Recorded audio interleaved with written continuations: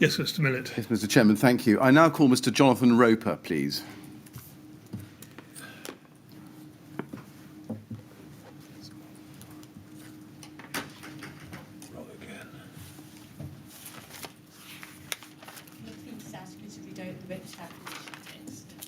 Okay. I do solemnly, sincerely and truly declare and affirm that the evidence I shall give shall be the truth, the whole truth, and nothing but the truth. Thank you very much, Mr. Roper. Sit down and make yourself comfortable.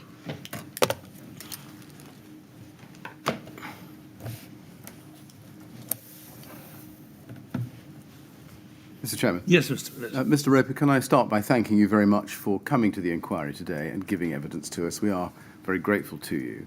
If you have any difficulty understanding my questions, or you would like me to put the question in a different way, I'm very happy to do that, or repeat the question. Okay. If you need a break at any particular point, please let us know.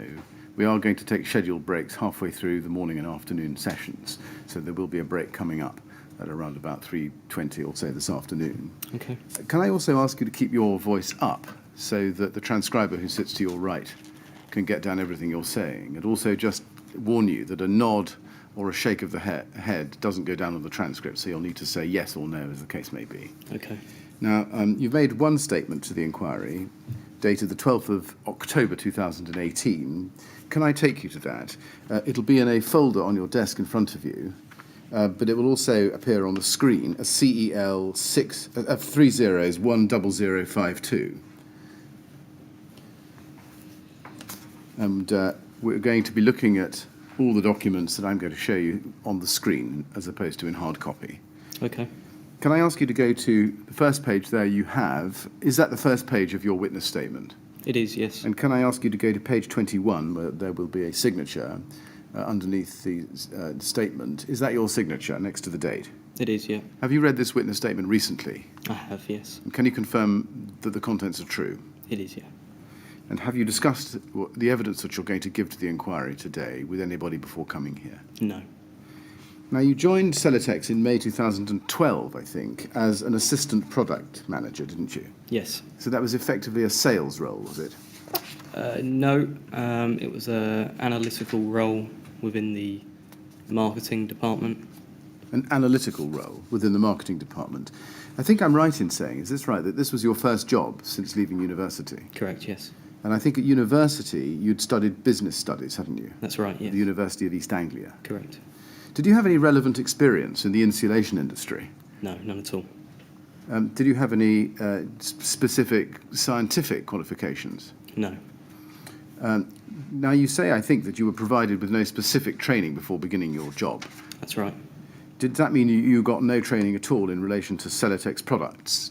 No, I got some training soon after I joined on a general overview of the current product range as it was then. Right. Did you get any training specifically in relation to the scientific products, thermal behaviour, fire performance of specific products in the Celotex range?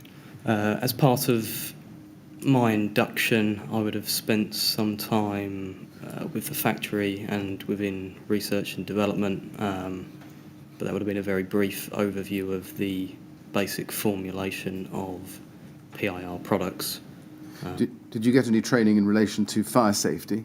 No, I didn't, no. Did you get any training in relation to the building regulations and approved document B? Again, an overview from the technical manager. An overview from the technical manager. Was that Jamie Hayes? No, at the time it was Rob Warren. Rob Warren, Yes. right. Can I ask you to go to your witness statement, please, at page 2?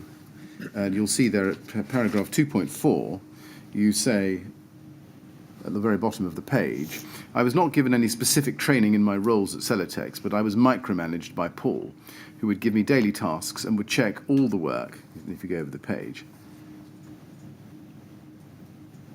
I produced. Paul and I would have regular ad hoc meetings where he would check on the work I'd done so far. I would regularly email him, providing him with updates on what I'd researched, to see if he wanted me to research anything else or to get his views. When you say he micromanaged you, can you just tell me what you mean by that? He was my direct line manager at the time. There was a marketing director as well, who oversaw the department more generally. But Paul, given that I had no insulation knowledge at all, when I first joined. He sat down with me regularly, more than once on a daily basis to make sure Right. the tasks that I was carrying out were as he saw. Would you say that you didn't do anything or say anything, at least publicly, without his approval? Correct. Would he set your key performance indicators, or KPIs, as they're called, for the year? Initially, it would have either been Paul Evans or Chris King. Right. And what was the significance of the KPIs to you when you joined? My understanding of the KPIs were to focus on certain work areas, and as my time at Celotex progressed, those KPIs were linked to a financial bonus as well.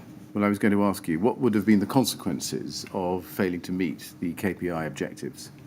Mainly financial in terms of... Right. Does that mean not getting a bonus or being deprived of something you otherwise would get? Not getting a bonus, yeah. Not getting a bonus. And can you give us an idea of the scale of the bonuses if you met all of your KPI targets? I can't recall what the scale or even the percentage of the bonuses. It wasn't a huge amount of money, but it was primarily there. KPIs were there to focus the mind on work areas really that the business wanted carried out. Now, I think it's right that in September 2013 you began a new role, that of product manager. Is that right? That's right. Yes. And that had previously, I think, been Paul Evans's role. Yes. And he, I think, then stepped in a little bit later, perhaps, to the role of head of marketing. Yes, he was promoted to head of marketing, and then subsequently that left a vacant position for a product manager. Yeah. And you, I think, still reported to Paul Evans, yes? Yes, that's right. Can we go to your statement at page 3, please, which we're on, and look down below at paragraph 2.7. You say there, in my role as product manager, I still did not attend board meetings. Paul continued to do so.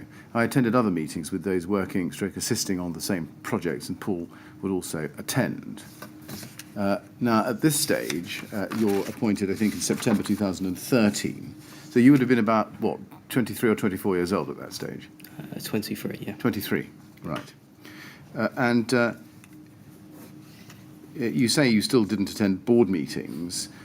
Why were you not permitted to attend board meetings, given that Paul Evans had done so previously when he was product manager? I don't think he did overly regularly. I think primarily when Chris King was the marketing director, he would have attended the board meetings. It was the most senior individuals within that business, and that continued when I was promoted to product manager. The heads of the departments would be the only individuals that would take part in those meetings. Is it right that really, despite your promotion, you were still effectively in the same role that you had occupied when you joined Celotex? I was carrying out very much the same tasks, yes. I see.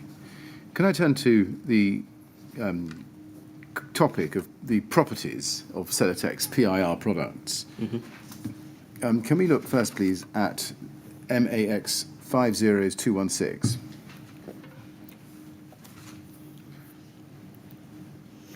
This is the data sheet for Celotex's FR5000 product.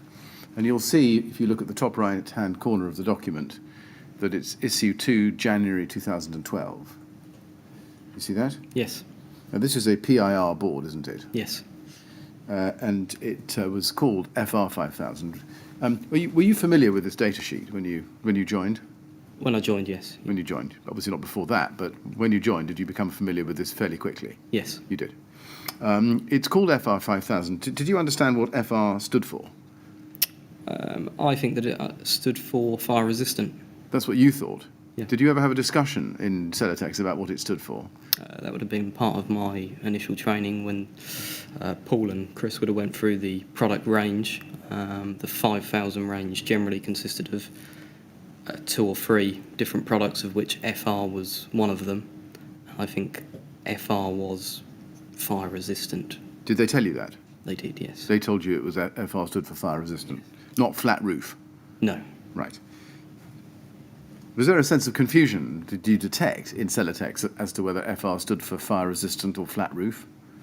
No, I think most employees were clear that it was fire resistant. Right. And why was it fire resistant, did you understand?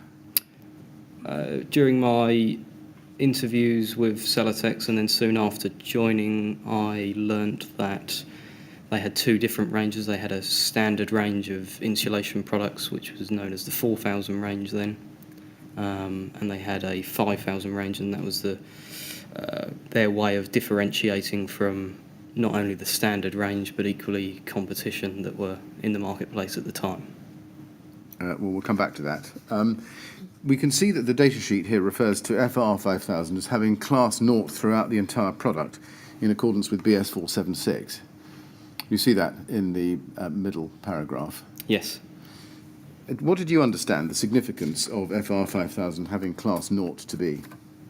I was told during my training that to achieve class 0 or class 0, as it was referred, you had to carry out two individual tests to a British standard, 476, and from memory, one was on the face of the insulation and one was on the core of the insulation.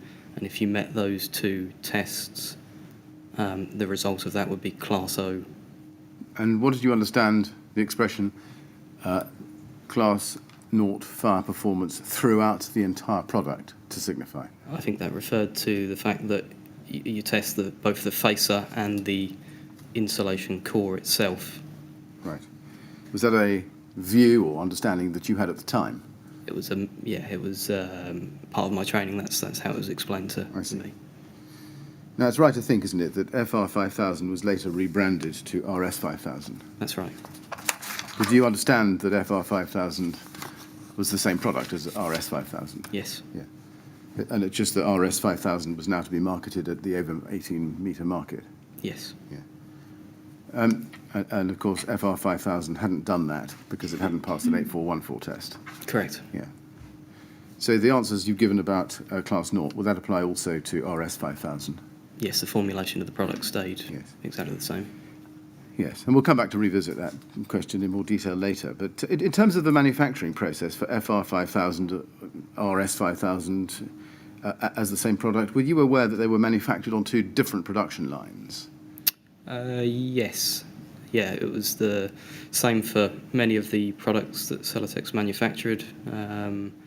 If the product was from the thinnest range of 12mm up to, I believe, 90mm, it would be manufactured on one production line, and 100mm and above, it would be manufactured on a second production line. So right, now, just help me. These two lines were called Hipchen and Henneker, weren't they? That's right, yeah. Hipchen and Henneker. Was Hipchen the line for the thinner or the thicker? Yeah, the thinner. The thinner. Yeah. So if you were manufacturing something on that you wanted to be 100 millimetres or 150 or 160 millimetres, you would use Hipchen, would you? Sorry, 50, did you say 50 and 60 mil was? No, 100 or 150 or 160 millimetres. It would be manufactured on the Henneker line. That would be Henneker.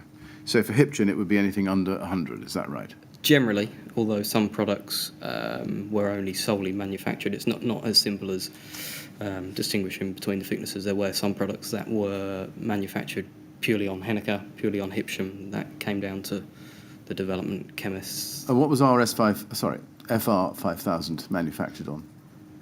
I believe it was manufactured on both lines. On both lines.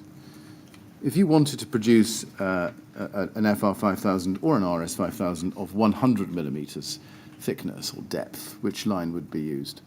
I think the Henneker line. Henneker. Yes. I want to turn to the origins of the project relating to the above 18-metre market. It's right, isn't it, that when you started in May 2012, Celotex did not have an insulation board which could be sold for use above 18 metres. That's right. But it wanted to develop one, yes? Correct. And that desire to develop one, did that predate your arrival? I believe so, yeah. And when you arrived, what did you understand the driving force behind that desire to be? That Kingspan, Celotex's main competition, had a product suitable for rain screen applications above 18 metres. Right. And Celotex wanted to compete with them? Yes. At the very beginning, casting your mind back, can you tell me who told you that that was the aim? Yeah, again, it was part of the initial training that Paul and Chris King would have given me an overview of. They talked to me about approvals that they did have and equally approvals that they didn't have, and the potential gaps in the market, really. Can we then go to CEL 402892, please?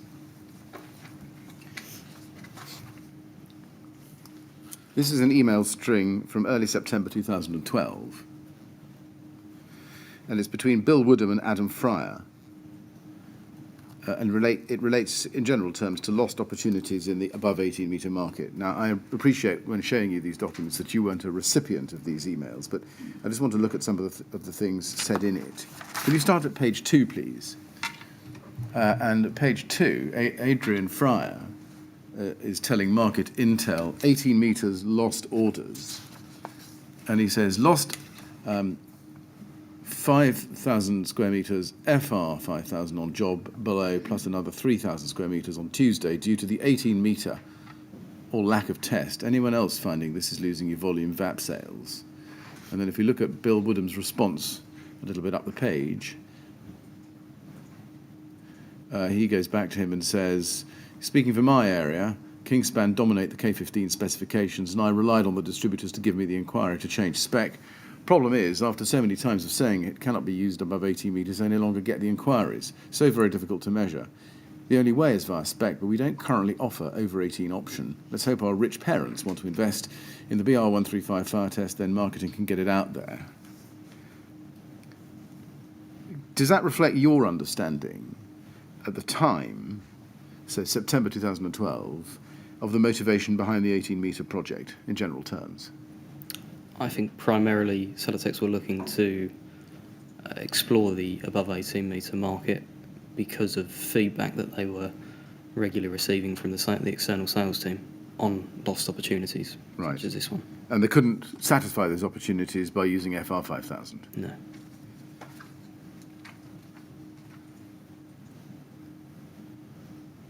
There's a reference, as we can see from Bill Woodham's email to Adrian Fryer on that date, that he says, let's hope our rich parents want to invest in the BR135 fire test.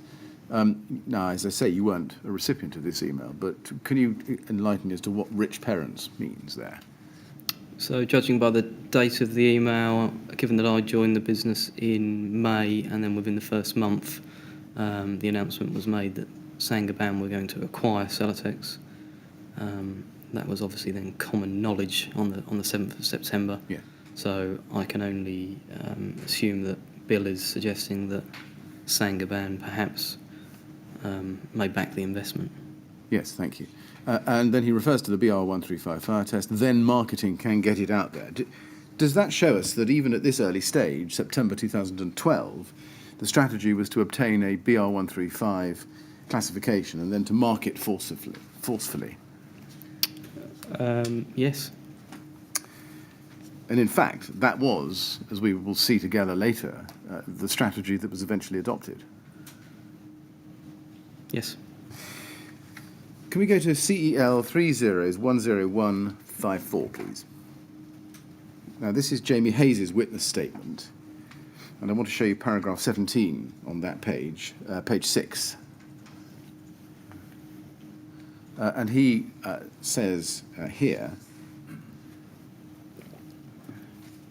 even before this acquisition, Celotex was largely marketing-led, given that those individuals at the top of the business had mainly originated from the marketing department. Celotex used to be owned by private equity group AAC Capital Partners, and so the drive for profit-making and increasing the company's share price had been systemic in the Celotex culture for some time. However, it seemed as though this culture became heightened once Saint-Gobain became involved. I knew from later conversations between PE, that's Paul Evans, Craig Chambers and John Roper, whose roles are explained below, at which I was present, that Saint-Gobain had asked for a budget for increasing profits and that at least 15% of this increase would need to be attributed to new products. I remember thinking we were not allowed to simply sell more of our existing products to increase profits. For me, this meant that there was a drive for innovation and a sense of pressure to increase profits at Celotex. Now, Mr. Hayes says here that he knew this from conversations between you and others at which he was present. Do you remember such conversations? I remember that those conversations led to one of my KPIs being around new product development. I think that soon after the acquisition from Saint-Gobain, there seemed to be a much stronger drive towards new product development, and the percentage turnover that they achieved. Do you agree with what Mr. Hayes says here, paragraph 17? Yes, I do. Yeah. Yes.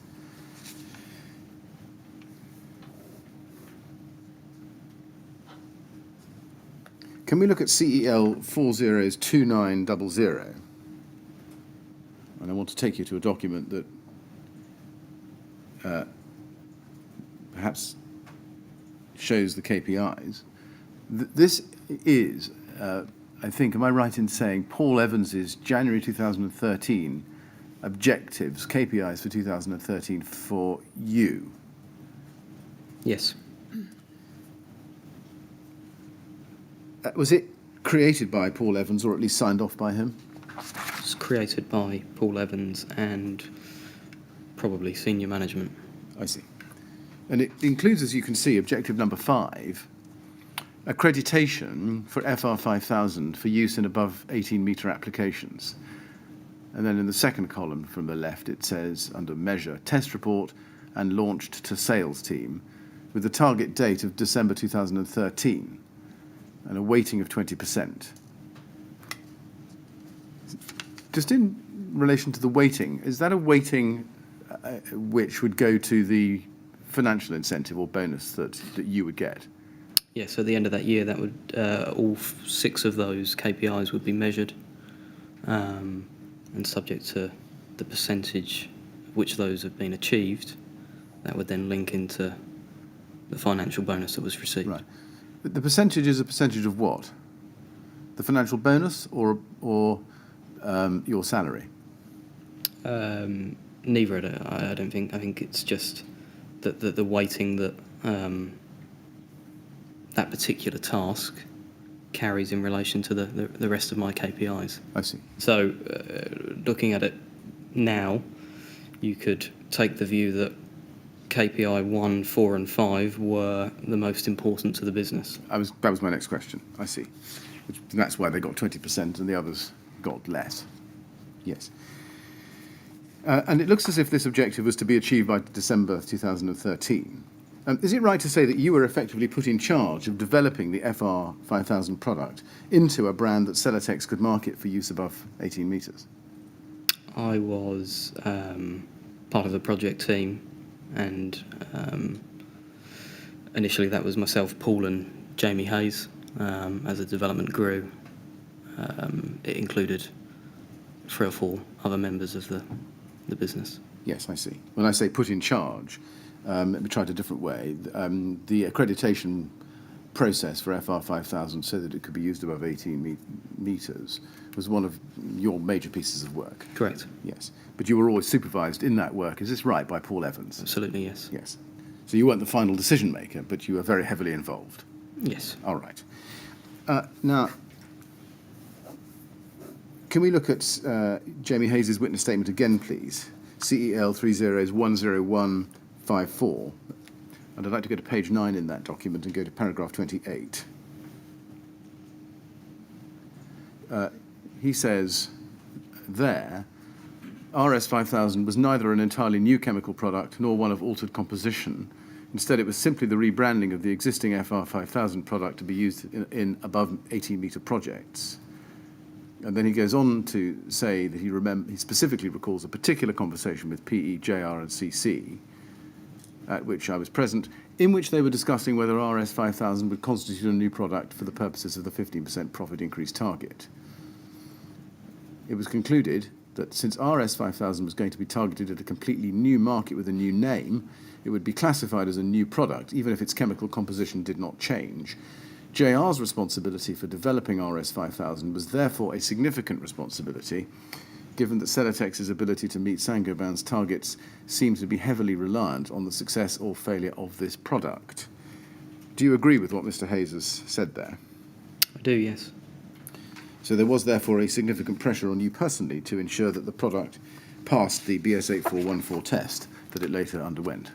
I think there was a responsibility on that product passing and being able to be launched, because when they looked at the potential development opportunities at the time, RS5000 or the above 18 metre market was perceived to be the one with the biggest opportunity. Yes. When you say it was a responsibility on that product, but in fact Mr. Hayes is talking about the responsibility on your shoulders. Do you agree with him that your personal responsibility for developing RS5000 was a significant one? Yes. Yes. Did you have any concerns at the time about whether you had the technical expertise or, at age 23, the experience necessary to understand the requirements for a product to be used above 18 metres?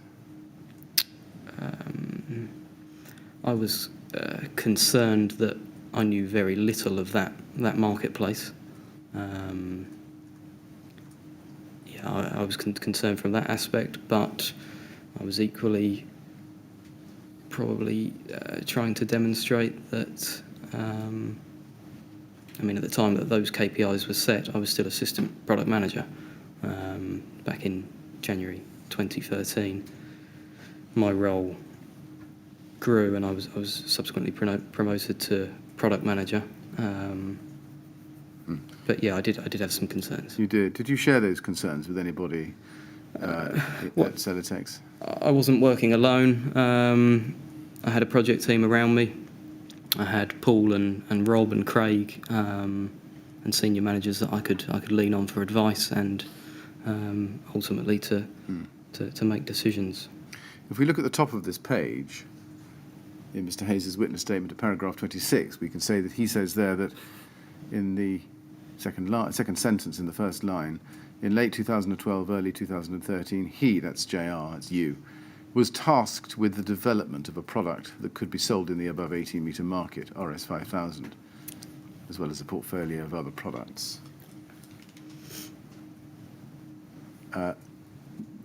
Do you agree with that description of the facts, that you were tasked with the development of RS5000? Yes. Yes.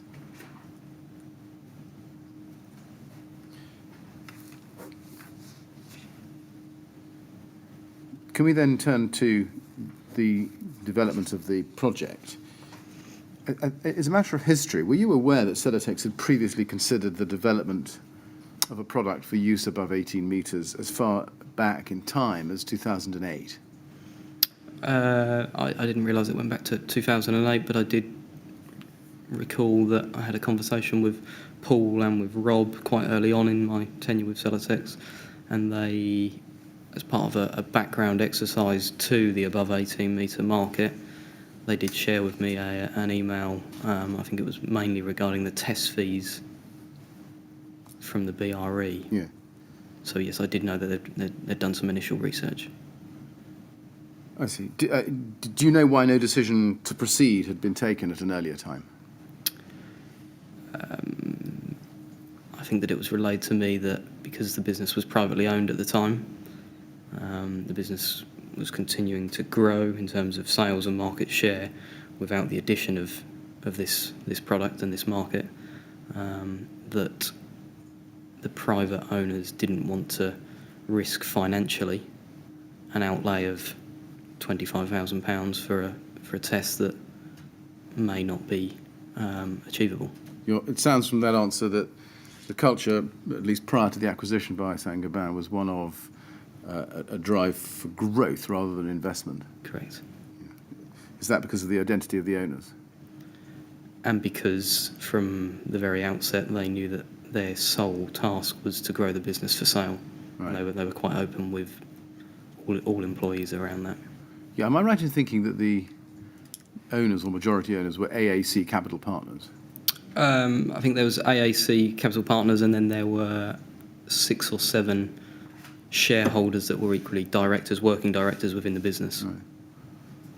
Right. Did you know AAC Capital Partners were, at one stage at least, ABN AMRO's private equity house? No. Right. Was the culture one of a drive to increase revenues in order to have an early and profitable exit. Correct. So a focus on earnings multiples and enterprise value. Yes. Now, we can see from your KPIs, and we've seen it already, that one of those for 2013 was getting FR 5000 certified for use above 18 metres.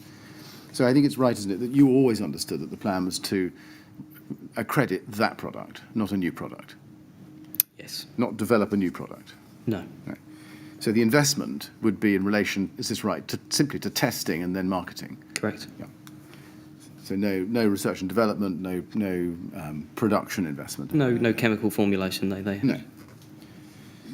Were you aware of whether any changes were actually made to the composition of the product, being FR 5000, while you were undertaking the above 18 metre project? No. Can I now then look at the building regulations? As part of the above 18 metre project, you, I think, were tasked with researching the regulatory background, weren't you? Yes. And was it Mr. Evans who asked you to do that? It was. Yes. Can we go to your witness statement, page 5? And let's look at paragraph 4.1, under section C, research conducted prior to testing.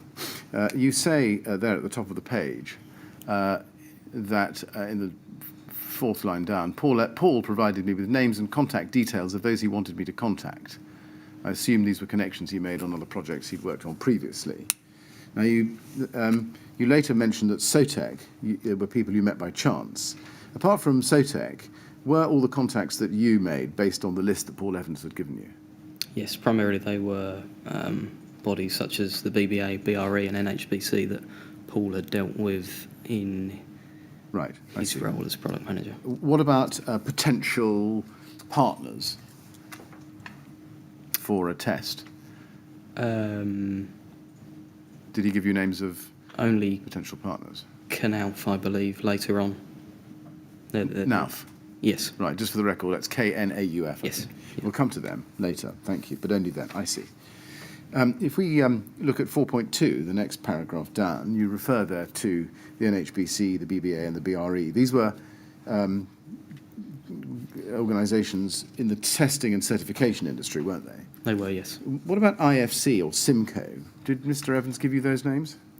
No, Simco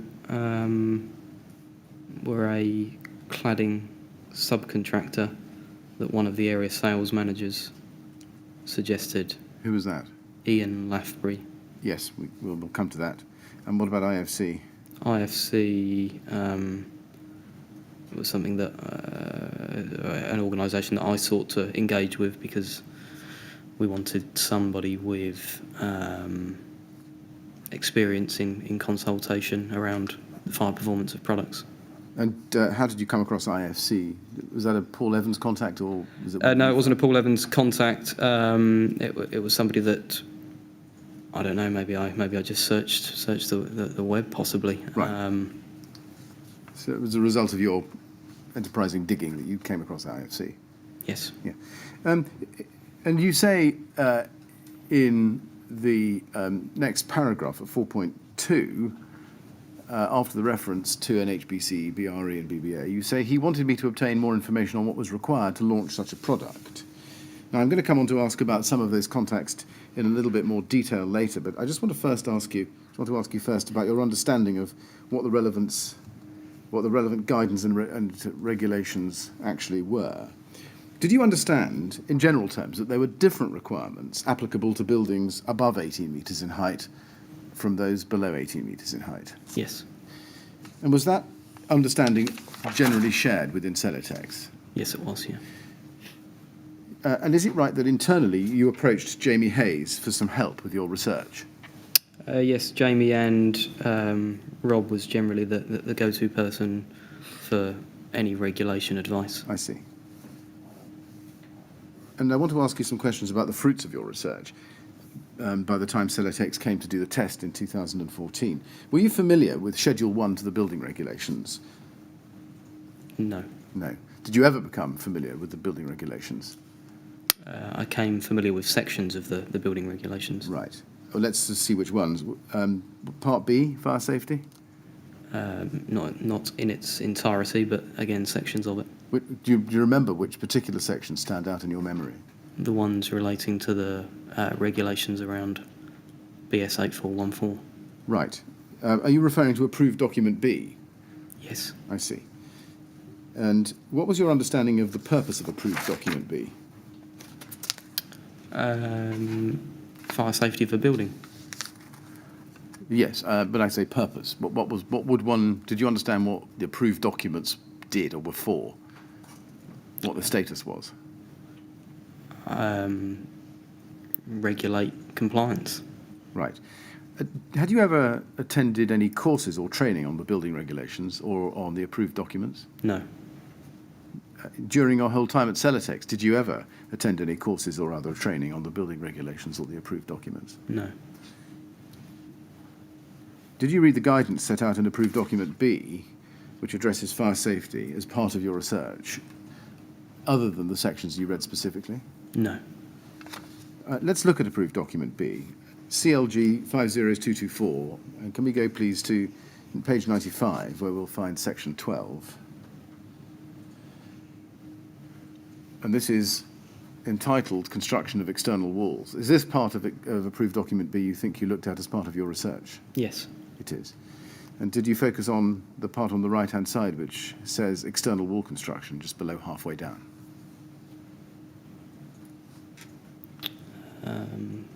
Sorry, 12.5 are you referring to? Yes, Yes. you did. So you understood, therefore, is this right, from this, first of all, the general principle that the external envelope of a building should not provide a medium for fire spread if it is likely to be a risk to health or safety. You understood that, did you? Yes. And then the next sentence, the use of combustible materials in the cladding system at extensive cavities may present such a risk in tall buildings. You understood that, did you? Yes. And then in the next paragraph, external walls should either meet the guidance given in paragraphs 12.6 to 12.9 or meet the performance criteria given in the BRE report, the title of which is then given, BR 135, for cladding systems using full-scale test data from BS 8414 Part 2 2002 or BS 8414 Part 2 2005. You understood that, did you? Yes. Did you understand from that that there were two alternative routes to compliance with the building regulations, either 12.6 to 12.9 or meeting the performance criteria in BR 135 using Yes. a BS 8414 test? Yes. You did. If we look at 12.6, external surfaces,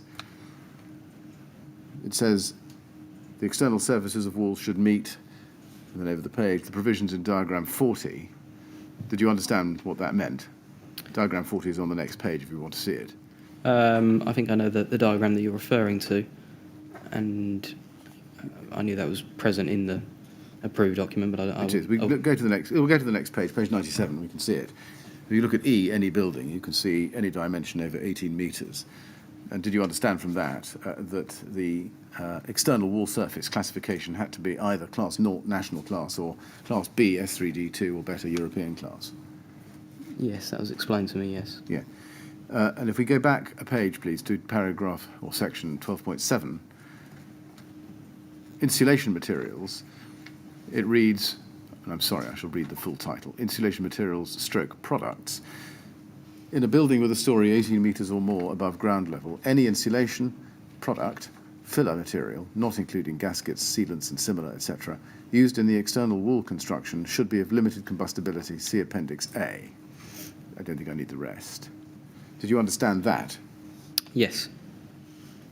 Now, we've established, I think, already that FR 5000 was not a material of limited combustibility, That's correct. and therefore, as rebranded, nor would RS 5000 be a material of limited combustibility.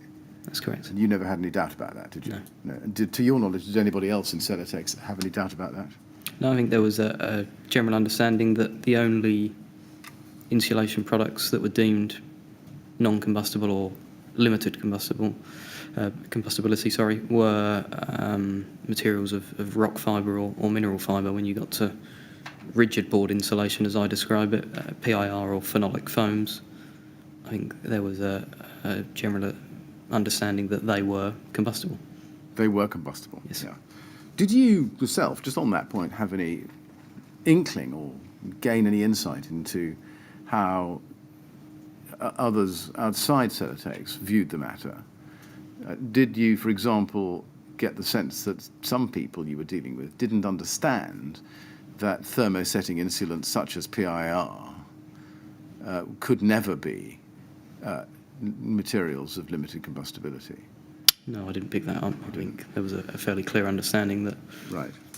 I mean, I'm assuming that there was never any consideration given as to whether Celotex could manufacture a product of limited combustibility.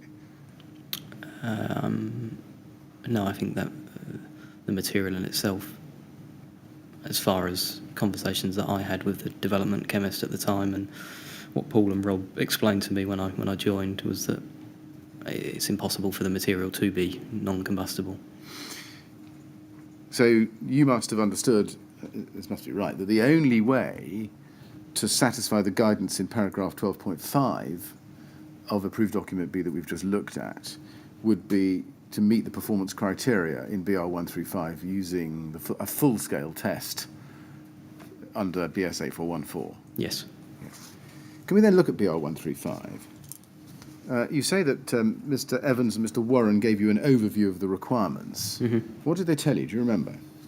Well, I think they started off with the research that you referred to earlier in terms of the initial fee quote from the BRE, and then really they pointed me to section 12.5 of the regulations, explained that PIR insulation is in its nature combustible, and therefore the only route to compliance would be via an 8414 test.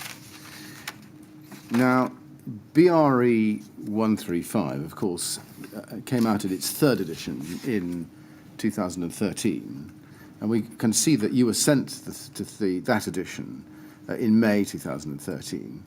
It's CEL 3011493.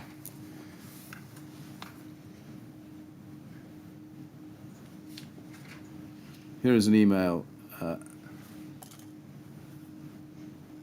from you, actually, to Rob Warren and Jamie Hayes, sending them the third edition of BR 135. Yes. Do you know why you were sending it to them? I think I potentially stumbled across that online as an updated version. Do you know why you sent it to Rob Warren if he'd given you an overview of the requirements already? Mainly because I probably thought that he had an out-of-date version, whether he had the second edition. Right. Did you yourself read the third edition of BR 135? No. No? Did you even look at it? I'm sure I would have looked at it, yes. Right. Did you look at it in order to make sure that you understood its criteria, so that when going about the task, which was number 5 in your KPI, you could comply with it? Yes, I think I was probably validating that the third edition hadn't changed any of the criteria from the second edition that was previously explained to me. Let's have a look at it and see how far you read in. Can we look at it? Can we look at CEL 50584, please? This is a copy of the third edition of BR 135. And if we can go to page 13,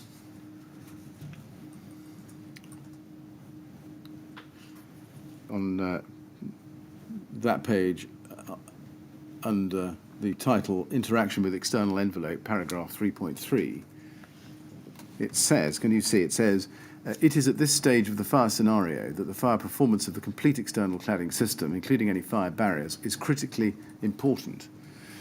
Once flames begin to impinge upon the external fabric of the building from either an internal or an external source, there is the potential for the external cladding system to become involved and to contribute to the external fire spread up the building by the following routes, and the routes are then set out. Do you agree? Well, first of all, did you read that at this time, May 2013? It doesn't instantly come across as familiar. Right. looking at it now, do you accept that it makes it clear that the fire performance of the complete external cladding system is of critical importance? Yes. And that's because it's the complete system and the interaction between all the different components that creates the potential for external flame spread. Yes. Yes. And did you understand at least this much, that BR 135 was for that reason applicable only to complete systems? Yes, as part of my initial overview from Rob, he was fairly clear in his message that he viewed BR 135 or BS 8414 as a system test. The system test. And therefore, the system, as tested, if it passed, the pass wouldn't be a guarantee of the fire performance of any individual component. That's right. Yes. Now, Appendix B of BR 135 dealt with the classification criteria for a BS 8414 Part 2 test. Did you read that section, do you think? Appendix B. Sorry, I haven't got that on there. Well, let's go into it at page 33 of this document.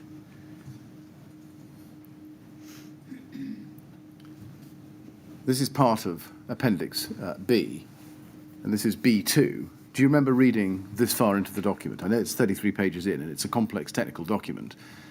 But do you remember reading this far into it, do you think? I think I was primarily concerned about the criteria, so yes, I think I would have read it because I was probably keen to ensure that this version hadn't changed from the previous edition. I see. So, I mean, we can help you. It starts at page 29. If you want to get back to page 29.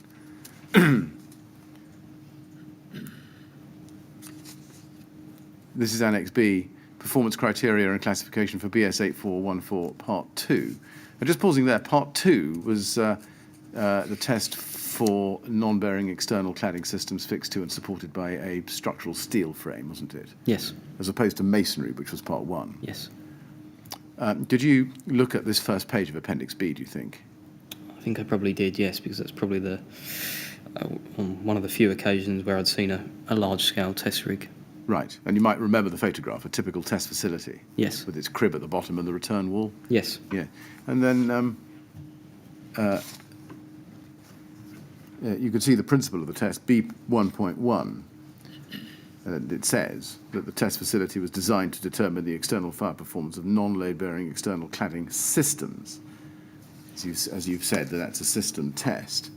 Can we then turn to page 33 where I wanted to pick it up and just see whether you read in this far? You could see on that page that in the top left-hand corner there's a figure B4 with the thermocouple locations through a typical system. And then on the right-hand side of the page, after the 3 bullet points there's some text which says this: the classification only applies to the system as tested and detailed in the classification report. The classification report can only cover the details of the system as tested. It cannot state what is not covered. When specifying or checking a system, it is important to check that the classification documents cover the end-use application. Were you aware of that principle? Yes. You were. Do you accept that it makes explicit that classification under BR 135 applies only to system tests, only to the systems tested, and not the individual components forming part of that system? Yes. And you understood that at the time, at least as of May 2013, is that right? Yes. Now, you've told me, I think, just now that BS 8414 had, as you understood at the time, 2 parts, Part 1 and Part 2. And Part 1 was 2002, masonry, and Part 2 was 2005, steel frame, yes? Yes. I'm going to ask you later on about the decision to test a Part 2, but I just want to ask you 1 or 2 questions, first of all, to see what you understood about the test itself. Can we go to CEL 50583? This is an email. This is an email in May 2013, and it's the second email down on that page that you sent to Tony Dooley, subject BR 135, and the date is the 3rd of May 2013. First of all, who was Tony Dooley? He was the area sales manager for the Northwest. Northwest. Tony, as promised, find attached the third edition of BR135, highlighting which of the 8414 tests cover which build-ups. You see that? And then you say, I've dropped our contact at the BRE an email looking for clarification regarding the SFS with brick outer construction you described. One thought that went through my mind is that Part 2 may cover this build-up, as they may assume that if you test using our insulation with a rain screen cladding system on a steel frame, that brick will inherently provide a greater or similar fire resistance than a common cladding panel, trespa, etc. Because you can't test for every eventuality, I think you mean, in rain screen applications, the test may cover a certain grade of outer face. Now, we'll come on later to some correspondence you had with Tony Baker at the BRE at around about the same time, May 2013. But is that who you meant by our contact at the BRE, Tony Baker? Yes. And he was, in fact, one of the co-authors, the two co-authors of BRE 135 third edition, wasn't he? Yes. It's quite an important contact. It was a contact that was passed to me on joining the business. Right. And I had contact with Tony Baker and Stephen Howard from the BRE as well. Yes. Now, you say in the last line there, the test may cover a certain grade of outer face. You understood, I think, from that, even at that stage, that the BS 8414 test would only cover the build-up that was actually tested. Yes? Yes. Yeah. I'll come back to this theme and this point in time later on. Can I divert for a moment and ask you some questions about BS 476 Part 6 and 7? Can we go to CEL 401200? This is a year later, 2014. And it's an email from you to Jonathan Roome on the 28th of April of that year. And there are some attachments to it. And you say, Jonathan has promised to find attached the training presentations we've gone through this morning, as well as BS 13165, the standard all PIR manufacturers produce to, and BS 8414 Part 1, the cladding fire test. Any questions, give me a shout. Do you remember this training? No. Can you tell us what it was about at all, just looking at the document? I think that looking at the date there, I started to get involved with some training of the sales team. We can look at the zip file, I think, that comprises the CE marking and best in class training session that you attached to this document. It's at CEL 401201. Do you remember and it's entitled Technical Training, do you remember these being the slides you attached to that email, do you think? They look familiar, yes. Yes. And if we look at the first substantive page on page 2 of the slides, it's an agenda containing CE marking, best in class, and Q&A. And if we skip to slide 25 on page 25, we can see that there's a quiz. You see that? Yes. And question 4 is, which 2 tests must be obtained to achieve Class 0 fire rating? And the answer on the next page, we just flip down to the next page, 4, BS 476 Parts 6 and 7. So just looking at that, is it right that by April 2014 at the least, you were aware of Class 0 and what it meant? Yes. And I think, in fact, as you told us before, that was actually knowledge you'd had when you, quite soon after you arrived. Correct, yes. Celotex, because of FR 5000. Were you aware that Part 6 of BS of 476 is a fire propagation test? I knew there were two differences. I knew there were differences between the two tests. Sorry, that one was on the face of the insulation and one was on the core, as I understood it. Yes. But these tests were carried out, I believe, in 2011 prior to me joining the business. Right. And I wasn't involved in carrying out any BS 476 tests, to my knowledge. No. The 476 test, did you know that it measured how much heat is given off when the product is burned? so part 6 of that test? It may well have been explained to me. I don't think that the training went into too much depth other than the 5,000 range at the time had Class O fire rating. Right. I mean, did you understand that part 6 was a test which worked by burning the product? Yes. Right. And on the other hand, differently, part 7 was a surface spread of flame test. It measured the speed of the surface, horizontal surface spread of flame. Did you understand that? Yes. And given that you need both tests to achieve a Class 0 classification, and you knew that part 7 was only looking at the surface, did you ever wonder why Celotex was describing FR5000 as Class 0 throughout? It's a question we looked at before, but looking at these tests here.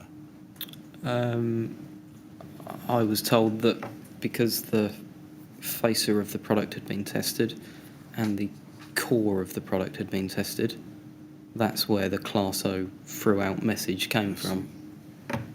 So you were told, were you, that the inner core of FR5000 had been subjected specifically to a Part 6 test, had you? Yes. I follow. So they were tested separately, were they? The foil facer was subject to the surface spread of flame test, and the core, the PIR core of FR5000, was subject to a Part 6 test. Is that how you understood it? That's how I understood it, yes. Right. And that's why you say you understood that FR5000 was described as Class 0 throughout the entire product. Yes. I follow. Were you clear in your mind throughout your time at Celotex, really from your earliest beginnings, that there was a clear distinction between, on the one hand, Class 0, and on the other hand, the concept of limited combustibility? Yes. Yeah. And that just because something was Class 0 did not mean, ergo, that it was a material of limited combustibility. Correct, yeah. I don't think during my tenure at Celotex that the two were ever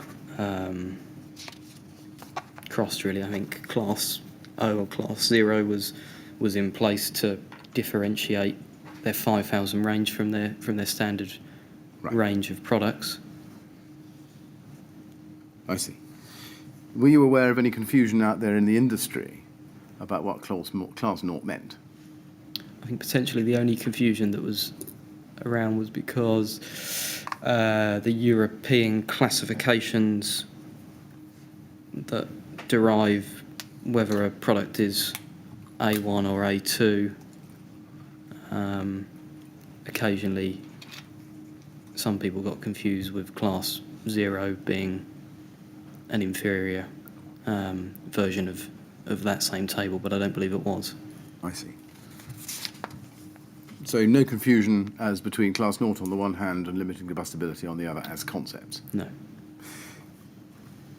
Were you aware that there were organisations within the construction industry that produced guidance documents to enable compliance with the prevailing regulatory requirements? Can you give me some... Yes, I can. The Centre for Windows and Cladding Technology, CWCT. Were you aware of that body? No, I only became aware of CWCT after the launch of RS5000, I believe. Right, how long after the launch of RS5000? I think there was a technical note that came out from the CWCT.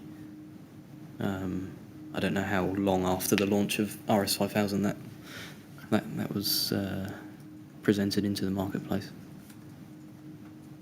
Right.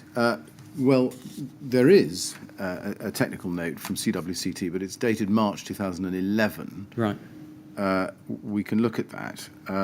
It's CWCT 6019.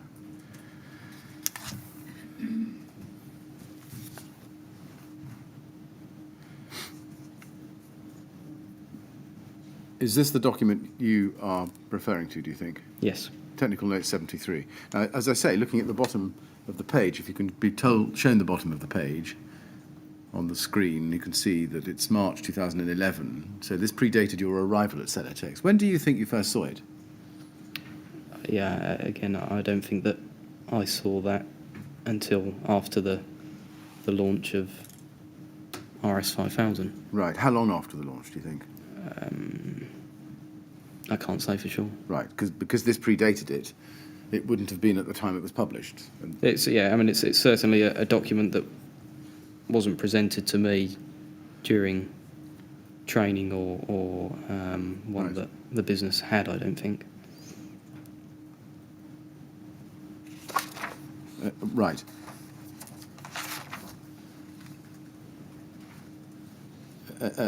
Did it, when you saw this document, did it prompt a reaction of any kind? Well, as I look at it now, it doesn't seem overly familiar in terms of the content. I'm looking here in terms of the use of combustible insulation materials, but that may have taken my eye, but I certainly didn't study it in depth. No. And it would have confirmed, had you read it, that there was a distinction between non-combustible, limited combustibility, and class 0. But that, as you told us, a distinction you were already aware of. Yes. Can we then look at a different guidance note, which is at CEP 305724, please? 57294. CEP 305724. This is the guidance note produced by the BCA, the Building Control Alliance, entitled Use of Combustible Cladding Materials on Residential Buildings.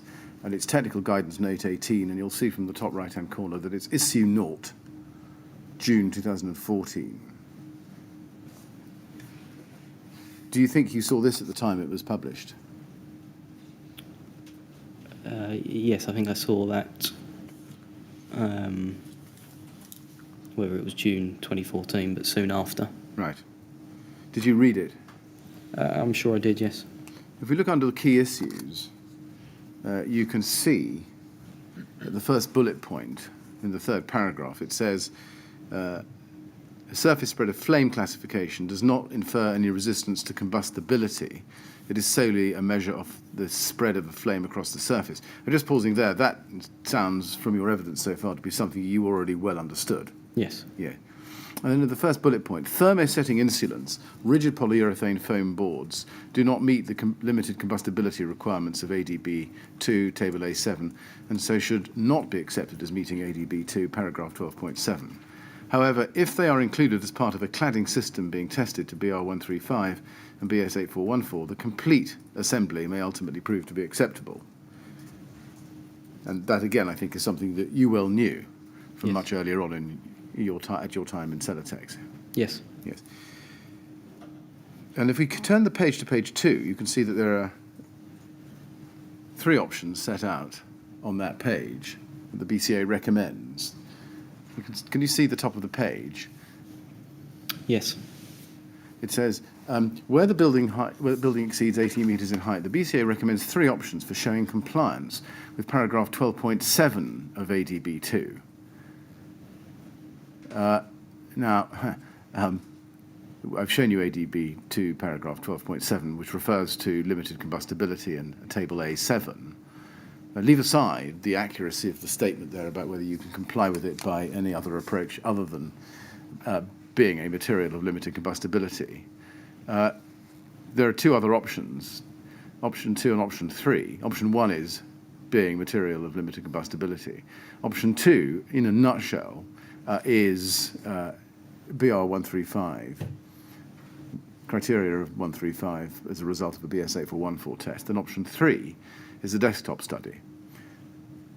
At this time when it was published, shortly after June 2014 when you saw it, did you become aware that one of the ways of complying, or a route to compliance with the building regulations was via a desktop study? I don't think I was aware of that until sometime after the launch of Celotex RS 5000. I don't think that desktop studies from memory came into my knowledge base until I'd moved on from product management and moved into area sales as my witness statement. Right. This may shorten things for later, but did you ever become aware that a desktop study relating to RS 5000 was done? I believe that post-testing, yes, Celotex did start to get into desktop studies. Do they ever produce one? I don't know whether they produced the desktop study themselves. I wasn't involved with desktop studies full stop, but I believe Debbie was involved. I see. But do you know whether one was ever produced, leaving aside your own personal involvement? I think they were, yeah. Right, okay. Well, we may pursue that with her. Did you ever come to understand that there was a fourth option, namely holistic fire engineering, which is in fact written into the approved documents? Again, yeah, I believe I was aware of that the two routes to compliance that I was aware of were then subsequently expanded into 4 different options.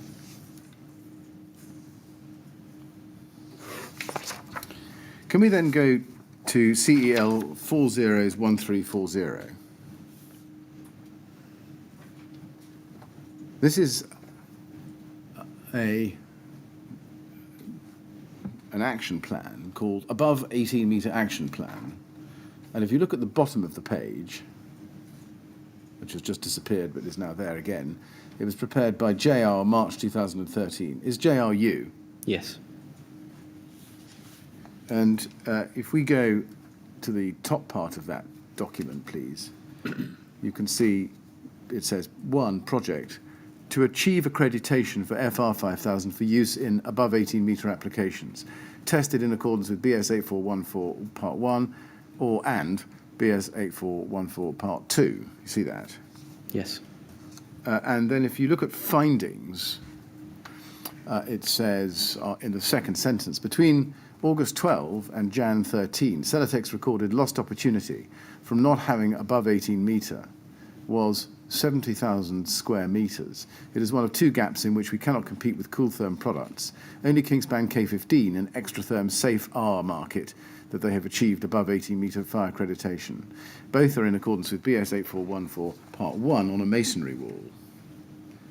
And the reference there to Kingspan K15 is the reference to Cooltherm, isn't it? Yes. And you refer to 2 gaps. What's the other gap? I believe it was on external wall insulation that would then be rendered onto, so Right. not a rain screen cladding system, but a sand cement or monocouche render that would be applied to an insulation product. Right, I see. But that in fact was not the gap that the above 18 metre market project was seeking to fill. No. I see. Just looking at that set of findings, is it fair to say that your own view was that the above 18 metre market was a significant commercial opportunity for Celotex? Yeah, that was the initial justification behind the development. And indeed, given Saint-Gobain's arrival at Celotex, having acquired it, and telling you that you needed to increase your sales by 15% with new products, this was a substantial part of that strategy, wasn't it? Yeah, the pressure that was applied by Saint-Gobain, but equally the investment that was available for developments led to the above 18 metre. Yeah. Coming back to the BRE, as I said we would, can we then go to CEL 50585? Just bearing in mind the chronology here. That was March. And I want to show you this document, which is correspondence with Tony Baker at the BRE in May 2013. If we can go to page 2, please. We go to the email sent by you on the 3rd of May 2013 at 13:32, and you thank him for his time there from a couple of months before. You say, thank again for your time a couple of months ago when I came down to discuss Celotex and above 18 metres fire testing. So there was a meeting, we can see from that, sometime in March, was there? Yes. And that would have been around about the time of the above 18 metre action plan we just saw. Yes. Can you remember what you discussed at that meeting? No, to be honest with you, I mean, I can't recall. Given that you were asking here, or the subject matter, I should say, of this email was BR135, is it fair to say that the discussions that you were having with Tony Baker in the March of 2013 were also about BR135 and an 8414 test? Yes. Did he What did he tell you about the test at that time? Do you remember? No, I don't actually recall the conversation. Right. Do you remember whether he gave you any advice about how to go about designing a test? No. Right. Let's look on further at the email. In the third paragraph, you say, well, actually, I should probably show you the second paragraph in the second line. You say, one anomaly we need clarification on is whether testing to Part 1 or Part 2 covers the application attached. We've discovered that many of our lost opportunities in the past regarding above 18 metres have involved an SFS frame as the inner leaf with a brick outer face. This construction is common up to a certain level, with the remaining stories constructed with a rain screen cladding system on steel frame. Can you clarify whether either of the two tests cover this application? I didn't know whether, for example, Part 2 would cover this, assuming that a brick outer provides as good or better fire resistance than, for example, a cladding panel. Now, you can see his response to that at the top of page 2, for which I think we need the bottom of page 1.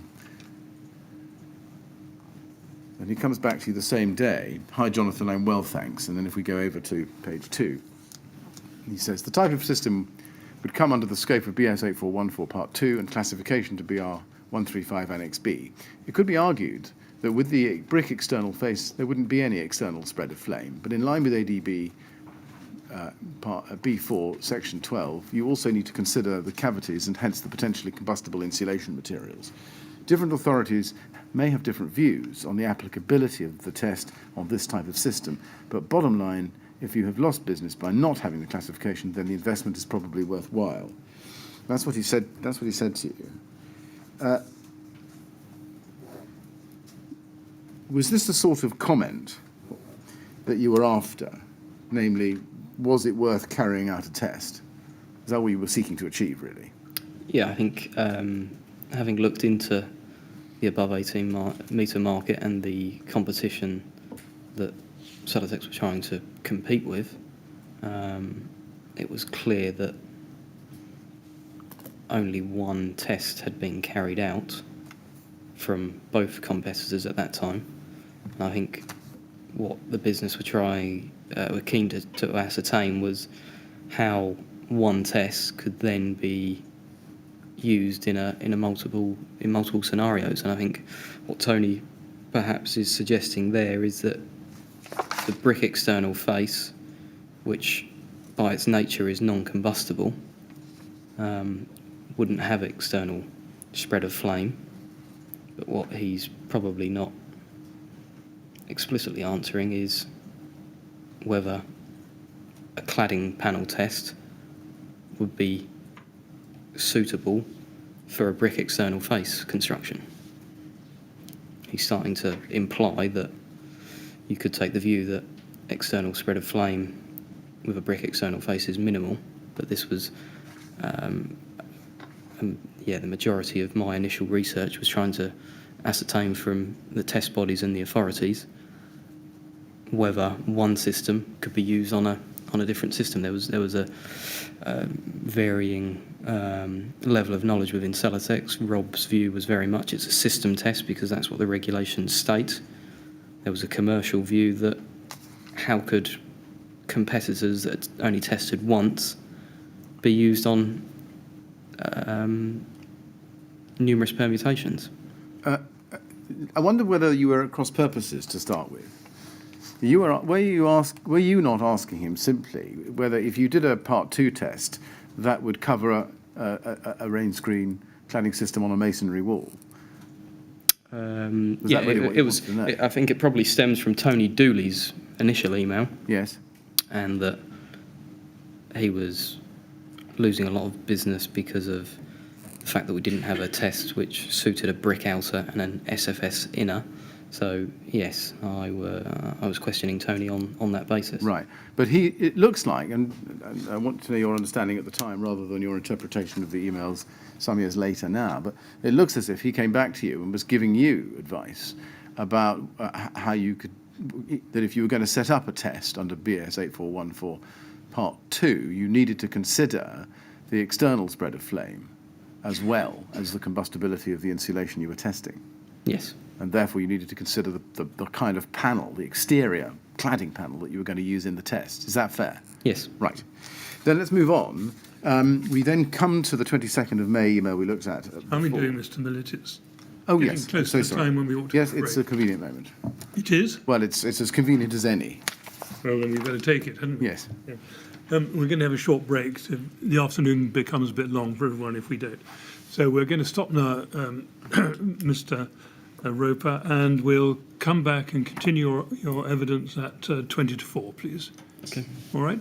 I have to ask you, when you're out of the room, and this will happen on other occasions, please don't talk to anyone about your evidence or anything to do with it. Yeah.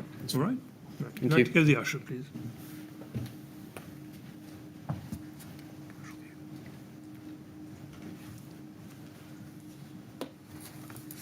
Thank you. 20 to 4, please. Okay.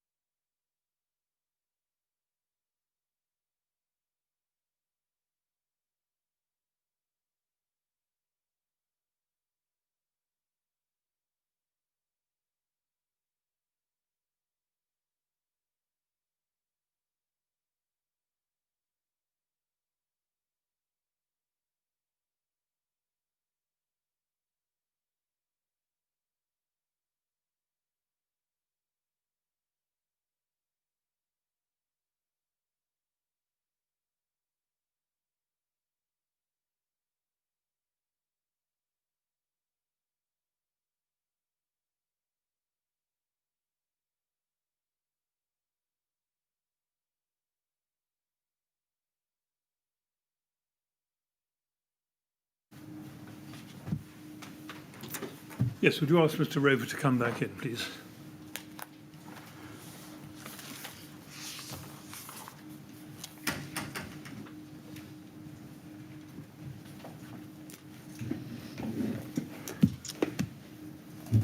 Right, Mr. Roper, all right to carry on? Yep, fine. Good, thank you. Yes, Mr. Thank you, Mr. Chairman. Mr. Roper, can we get back then to CEL 50585, please, which is where we left off?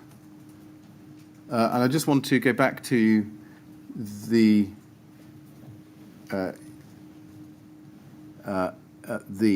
top of page 2, last paragraph, where he says to you, Tony Baker says to you, different authorities may have different views on the applicability of the test on this type of system, but bottom line, if you've lost business by not having the classification, then the investment is probably worthwhile. It looks like, from that Tony Baker is essentially expressing a commercial view, isn't he, there? Yes. Were you after commercial advice from Tony Baker as to whether or not you should invest in a test that the BRE would give? What I was trying to ascertain was what scope a BS8414 test gave. Yeah. And he comes back to you and recommends the investment is probably worthwhile. Did you get the sense from him that he was essentially trying to encourage you to invest in a test with the BRE? No, I don't think I viewed it that way at the time. Right. Can we then go to CEL 50593, please?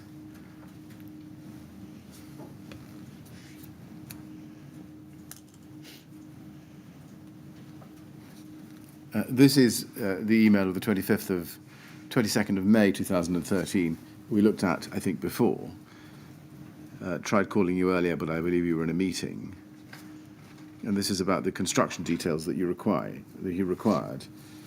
And you were after, in essence, the advice from the BRE about how detailed the test specification needed to be. Did you often ask them for advice? Was this the approach you were told to take, to ask the BRE for advice? Yeah, so once I was given contacts at the BRE, the BBA and NHBC, I tried to explore as much as I possibly could what they could offer in terms of advice. Did he reply to you? Do you remember? We can't find a record of a reply to this email. Do you remember whether he did? I don't know whether he did, I can't recall. Did you ever seek advice from the BRE about the actual design of the test itself? Numerous times. Let's move on in time then. CEL 50617. This is an email you sent to Tony Baker on the 21st of June 2013. And you say in the second paragraph, I could do with a quick catch-up over the phone next week regarding the purpose of this test. I'm sceptical, having sat down with Celotex about how a particular competitor of ours has passed BR135. My understanding is that the purpose of this test is to determine the behaviour of the flame and therefore the performance of the insulation within the cavity between an external facade and the inner face. Would preventing the flame entering the cavity altogether be acceptable when considering the design of our specimens?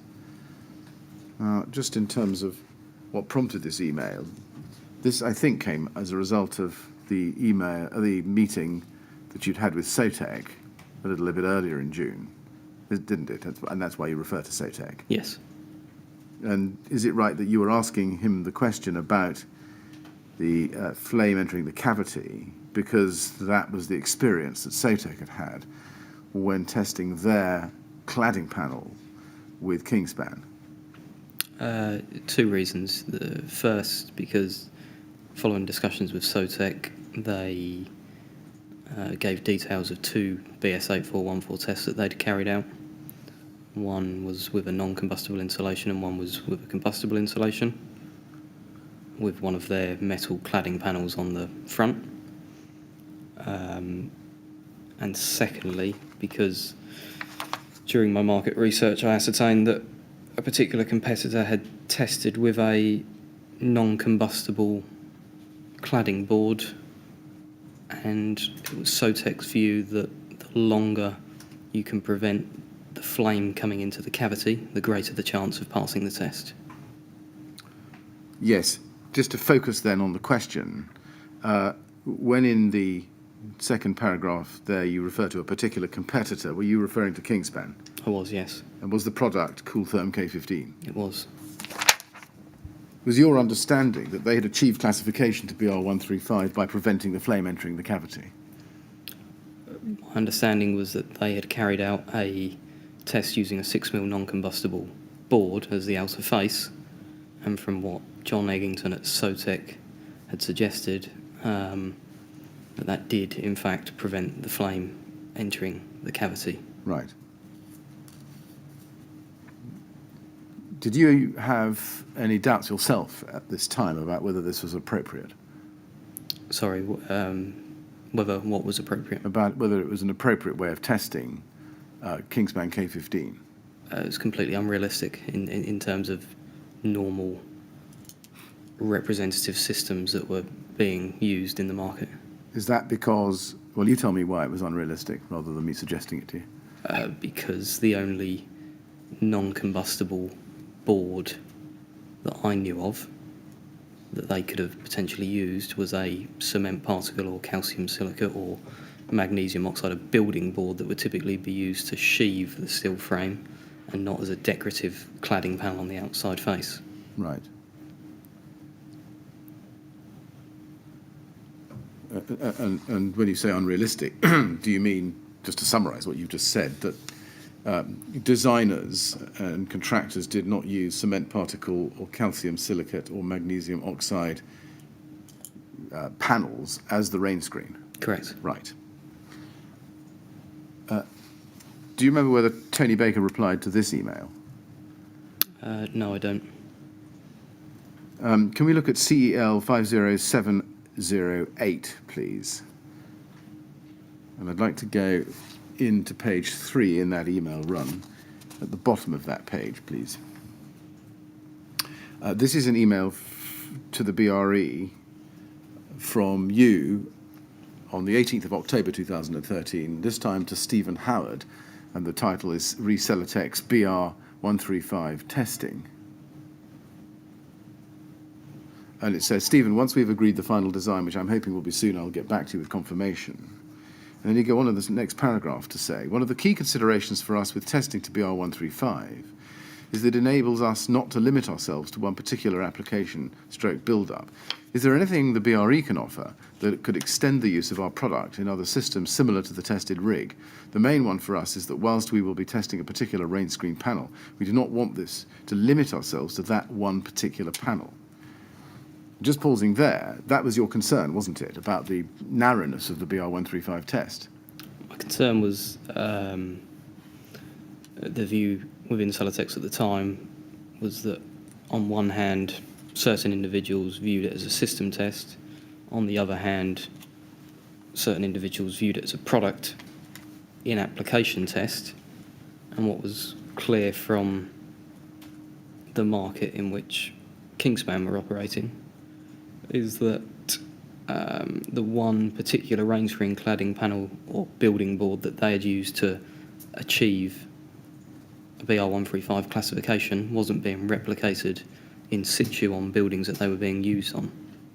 So my task was to ascertain whether one cladding panel could be deemed suitable for use with another system, essentially. Yes.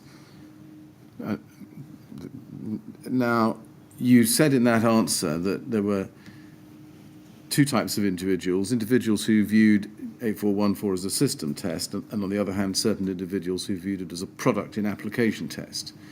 Were those individuals within Celotex? Yes. So this was a division of view, was it, within Celotex? Yes. And can you identify which individuals within Celotex regarded the BR135 test or criteria under the 8414 test as a product in application test? Who was that? The majority of the business, with the exception of possibly myself, Jamie and Rob Warren. So there was you, Jamie Hayes and Rob Warren on the one side who thought it was a system test, and would this be right, Paul Evans and others who thought it was a product in application test? Yes. And who are the others other than Paul Evans? Craig Chambers, the managing director. Right. The sales team, primarily. And you say they thought it was a product and application test. Can you explain, from what you could see at the time, how they had come to the view that the BS 8414 test was a product in application test? Because of the lack of test data that was available, you would assume that if a competitor product was launched in 2005, 2006 for the above 18 metre market, by the time Celotex started to explore that market in 2013, if the product was a system test and the components only related to a system, you would take the view that the BRE should have carried out a lot of system tests over a number of years with data available on those, but there wasn't. Can I ask you how anybody within Celotex who had any familiarity with the third edition of BR135, Appendix B and the passage I showed you, think that the BS 8414 test was a product and application test and not a system test? Probably because they were viewing it from a very commercial point of view. And they were looking at Kingspan and Extrafirm primarily, and there was no clear evidence that they were regularly testing their product in systems that they were being sold into. So from your perspective, your understanding at the time, is this right, that even after the publication of BR135 in May 2013, or at least the time when you got your hands on it, there were still those in Celotex who regarded the BS 8414 test as a product in application test as opposed to a system test, because that was an easier way of justifying selling the product into applications which differed from the test, as Kingspan had done? Yes. Yeah, thank you.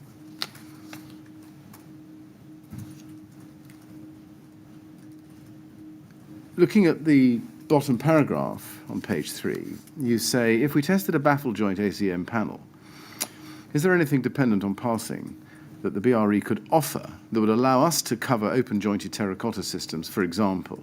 If this isn't possible, how is it that our competitors who have tested one particular build-up are selling their product into numerous permutations of above 18-metre rain screen constructions? Now, that was the $64 million question, or perhaps not quite that much, but that was the key question for you, wasn't it? Yeah. How was it being done? And the competitors there, were they Kingspan again? Kingspan and Extrafirm, albeit Extrafirm's market share was probably considerably less. And when you say Kingspan, do I take it that you mean Cooltherm K15? I do. And you wanted, is this right, you wanted the BRE to tell you how it was that Kingspan K15, who had only tested one particular build-up, were able to sell Kingspan K15 into numerous permutations of above 18-metre rain screen claddings? That's what it says. Yes. Did you expect Mr. Howard to give you the answer to that question? I was hopeful that he would. Yes. He responds, and we see that on this page, 21st of October 2013, a little bit later that morning, to you, thanks for the email. And then he says, we would need to see further details of the systems in question to answer the question fully. From the information below, I do not think we would be able to issue an assessment report on a terracotta system based on the testing of an ACM panel. However, without a full explanation of the differences between the systems, we are a bit in the dark.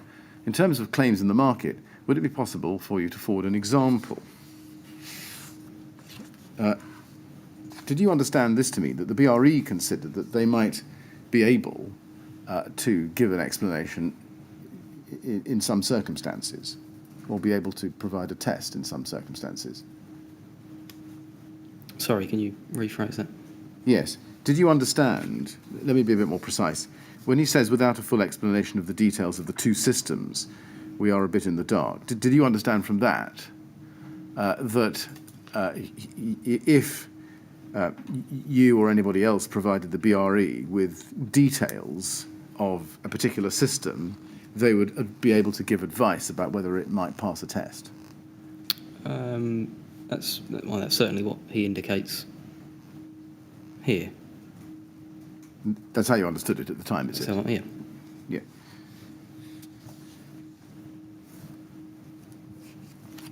Did you read that at the time as a reference to the possibility of desktop studies, or was desktop studies not something that had crossed your radar at that stage?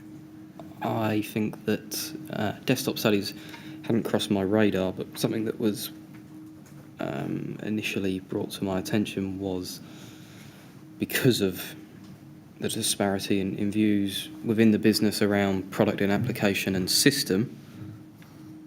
What they wanted me to explore was whether there was a field of application report, as they referred to it, that was available from the test house to take the view as to whether that product behind a different range screen was suitable.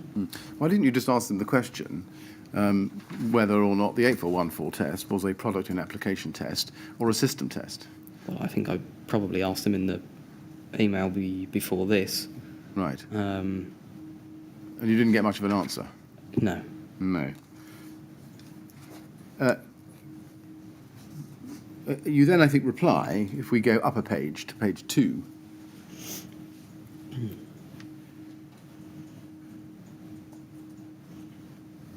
And in fact, it starts on page 1. It's a long email.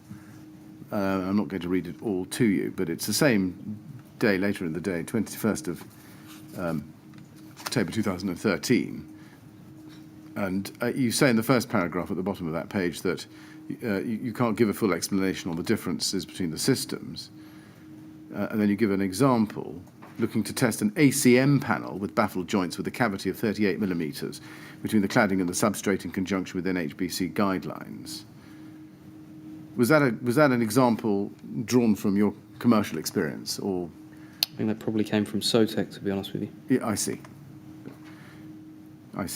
And then in the next paragraph on the next page, he I think responds, because he comes back to you in blue, doesn't he?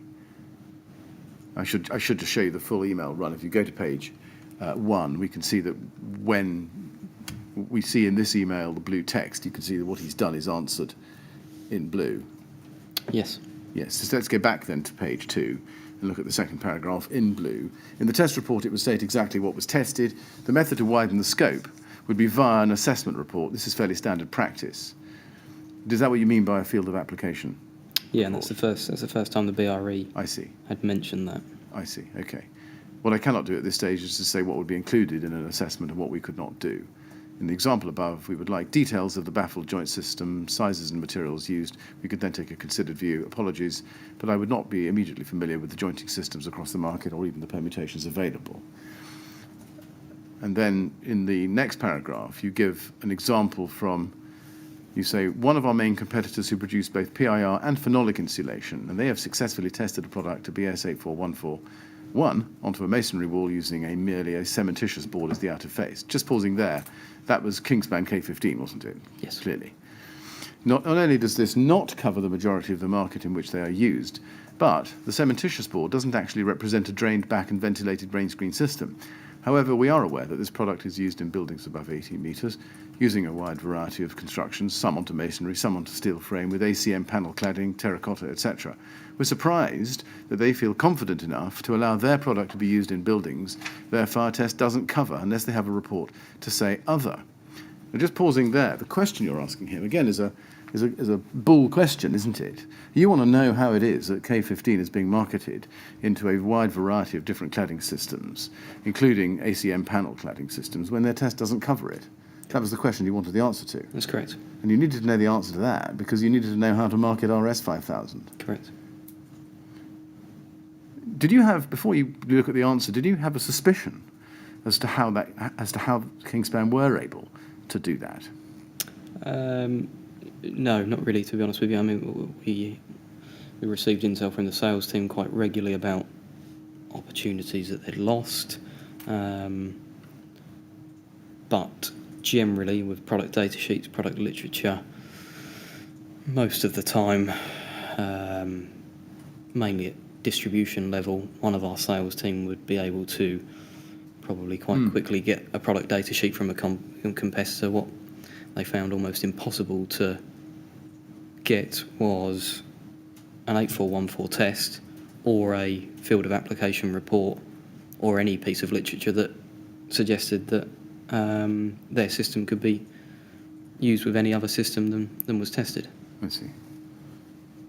So again, just in a nutshell, you wanted to know by what route Kingspan K15 could legitimately and safely and compliantly be selling K15 to the above 18-metre market. Correct. Given the narrowness of the test that they'd done. Yes.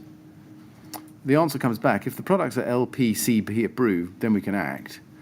If we have issued a test report on a system, then the onus is on the building owner and building control to ensure that the system being installed is covered by a test report. I'm not sure that I have much more to add. What did you think of that response?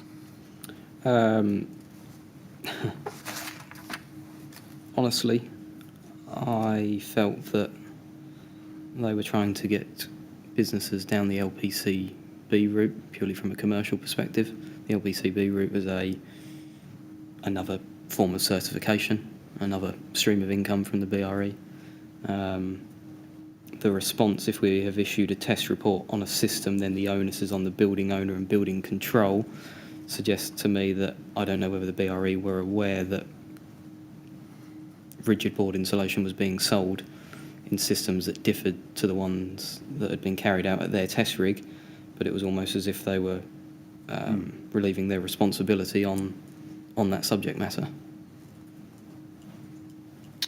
When you say relieving their responsibility, you mean passing it off to building control? Correct. And the building owner? Yeah. For my benefit, Mr. Millett, what's LPCB stand for? I think the witness will tell you.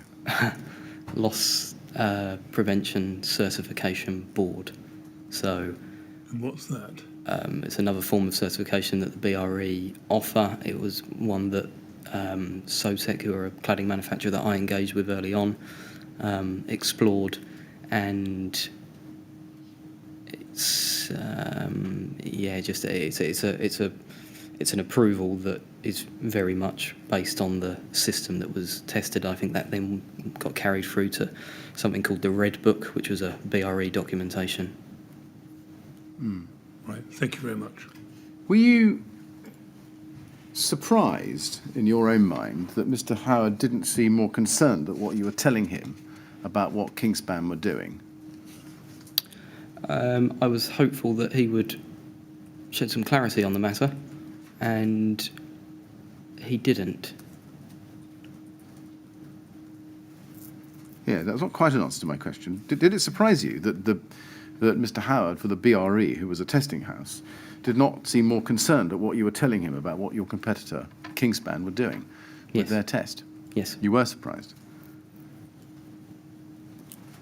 And then if we go to CEL 50715, please, at page 2. This is, I'm afraid, a continuation of the same email series. It's just easier to see it in this document, I think. And if you go to page 2 there, as you can see, this is your email to Stephen Howard,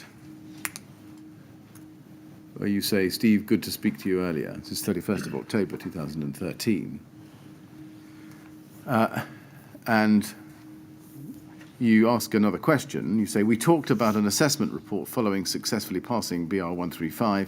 If we tested a classification of the product, i.e. Class 0 surface or A2 limited combustibility, could the report, depending on the data, allow us to be applicable for all materials with the exact same classification? We know that the test examines the external system, and to me it would make sense that if one material classified as A2, for example, could pass, then there's no reason why another of the same classification would equally pass, ensuring fire barriers, insulation and cement particle straight calcium silicate remain the same. Can you clarify this, please?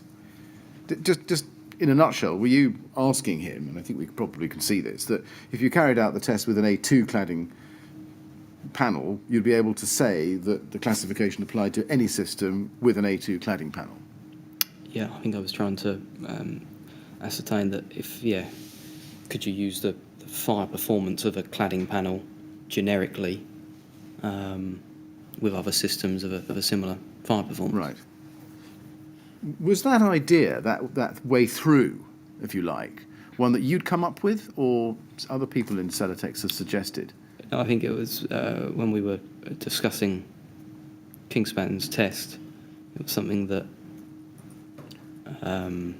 was considered that perhaps the cement particle calcium silicate external cladding met Class O, therefore met approved document B2, and were they using that as the justification for their product being used in rain screen systems with any other Class O or limited combustibility?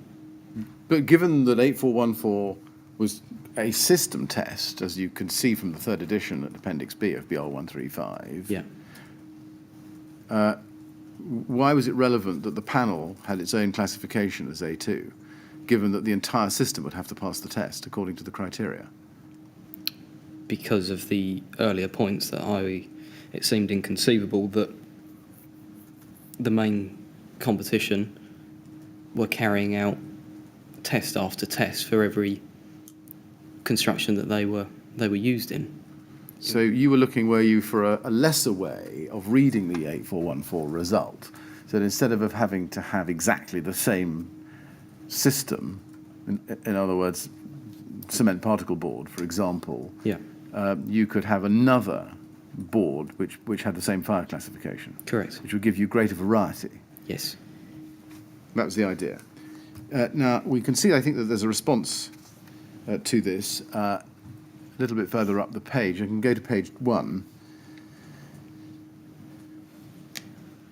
At the very bottom of page 1, if we can just go to the very bottom of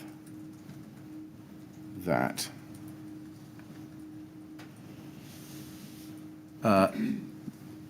Actually, I'm afraid the screen has cut you off. Can we just go a little bit higher up page 1? Here we see the response from Stephen Howard to that email you've just sent him. It's, again, a lengthy email. I just want to focus on the last part of it. He says in the last paragraph at the top of page 2,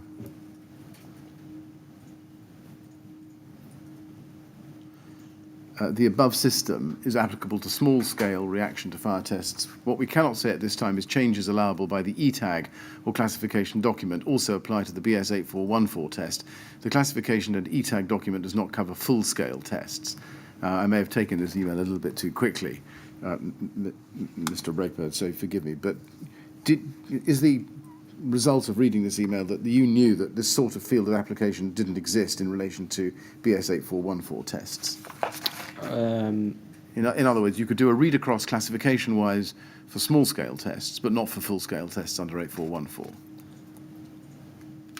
He's suggesting there that the small-scale reaction tests are to do with the European classification. What he doesn't answer is what the field of application report would cover and whether that was a viable option. Right, so you weren't satisfied with his answer? No. No. And we can see you pursue it further. CEL 401883, please. This is an email from you to Stephen Howard at the BRE, 8th of November 2013. Steve has discussed earlier, find below a list of requirements that ideally we'd like to get out the test report, and you set out 3 of them. And you say, I understand all of these will not be possible, but broadening the scope as much as possible is critical to us. You see that? Mm-hmm. And again, is that because, and I think you've confirmed this, you wanted to be able to market the proposed RS 5000 into as many different varieties of rain screen system as possible?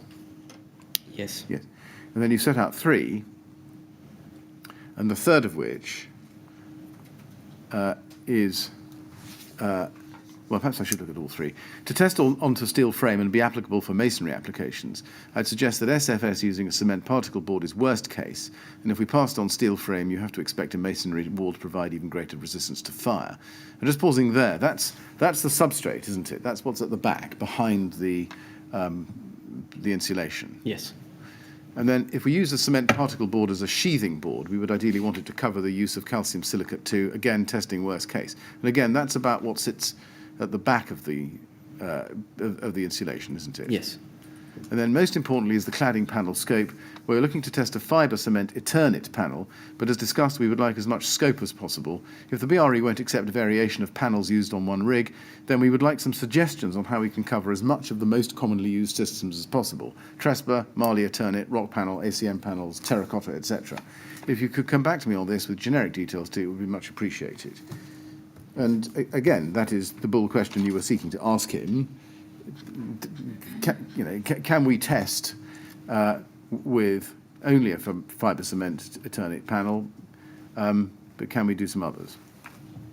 Yes, I mean, probably importantly on point 3, one of the suggestions was to test 2 or 3 cladding panels on one rig, but the response came back that that wasn't suitable. Right. In fact, he didn't come back to you, but Phil Clark of the BRE did, didn't he? Do you remember that? No. Well, let's look at CEL 401888.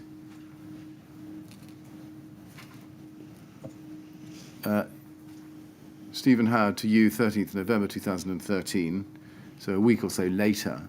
I've spoken directly with Phil, and he will make contact. This is what you'll be faced with: a steel frame with a simulated floor slab. More photos to follow. If you need high quality, let me know. And he emails you a picture, or photograph, a JPEG, I think it is. Did Phil Clark come back to you? Not on those matters below. I see. Did you ask Phil Clark to come back to you? No, I don't believe.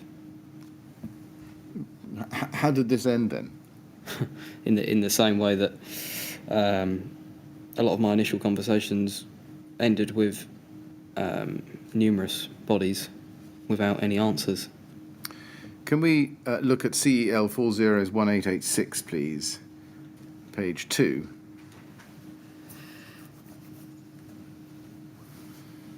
This is an email, bottom of the page, from you to Luke Cresswell. Also of the 8th of November 2013, which was the same day as the email you sent to Stephen Howard, we saw just a moment ago, but before he told you that Phil Clark would come back to you. And you say there, and just to say, Simco were designers, weren't they, of rig tests? They were a facade subcontractor. Right. Yes, but in this particular instance, they were being used by you to design a facade. Yeah, correct. For the purposes of the test. Correct. Yeah. And you say there to Luke Cresswell and also John Simmons, who may become important later. Also, as discussed, the BRE are not willing to accept 2 variations of panels. The critical point of the test can only be occupied by 1 panel, and unfortunately, using Rainabond on the return wing isn't possible. As much as they limit the scope of the tested system, they do accept that although one system was tested, i.e. Eternit, they understand that commonly this allows insulation products to be used with a variety of systems in practice. Is that right? Is that really what the advice was from the BRE? Looking at it now, no. No. No. No. So I just wonder how you came to be of that view, that that is what they did accept. Why were you telling Simco that the BRE accept that although a system was tested, they understand that this commonly allows insulation products to be used with a variety of systems in practice? Because of the earlier points that I'd raised with Stephen Howard regarding the competition and how they tested once and was being used with a variety of systems. Right. So when you say they understand that commonly this allows insulation products to be used with a variety of systems in practice, you're not telling Simco that that is something sanctioned by the BRE, No. but just tolerated or understood by the BRE. It's an issue that's been raised by, I don't know whether by myself and maybe others, but they are aware of that. Well, they were aware of it, but there was nothing that you had seen from the advice that you got from the BRE to date which told you that the BRE thought that it was an acceptable practice? No. No. So why were you then telling Mr. Cresswell, as you go on to say, that commonly this allows insulation products to be used with a variety of systems in practice? Because that was what was happening. And you go on to say, I think testing with an alternate panel is the route to go, but shouldn't cause us any issues with regard to using Celotex behind Rayner Bond on the up-and-coming job. Do we take from this that you were prepared to go the same route as Kingspan in terms of the test, even though you hadn't had any approval from the BRE that was appropriate? Sorry, when you said that the same route as... Let me try it a slightly different way. You're setting out here that the BRE understand, even though they don't approve of the practice, that allows insulation products to be used with a variety of systems in place or in practice. And you then suggest that you test with an alternate panel. Is what you're doing here simply telling Simco that because BRE essentially tolerate the practice of using their tests to justify the application of insulation in a wider rain screen use or wider cladding use, you wanted to do the same thing? I think that reflects a view within the business at the time.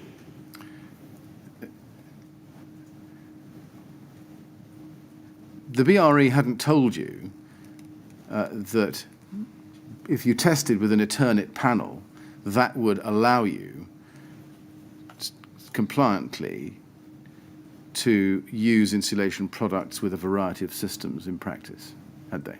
No. And yet that was still something that you thought you would want to do. Yes. Yes.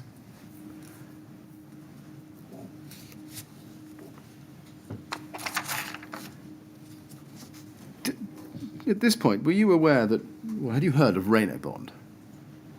I think the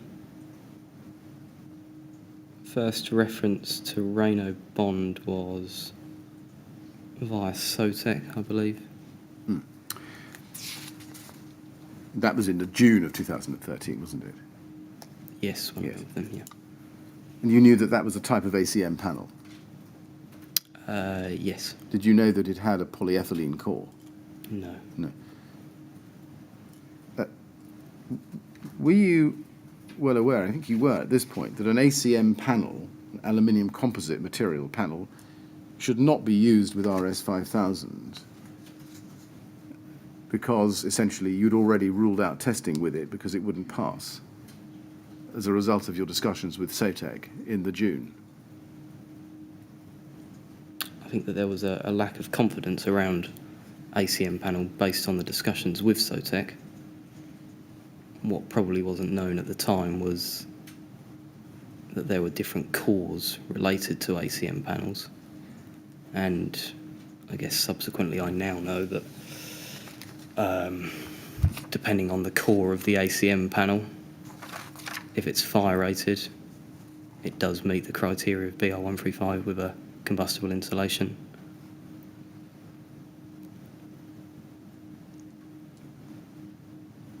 Well, that's quite a big qualification, Mr. Roper.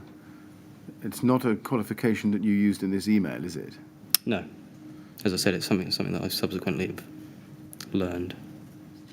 You see, in this last 3 lines of the email, you say, shouldn't cause us any issues with regards to using Celotex behind Rayner Bond on the up-and-coming job.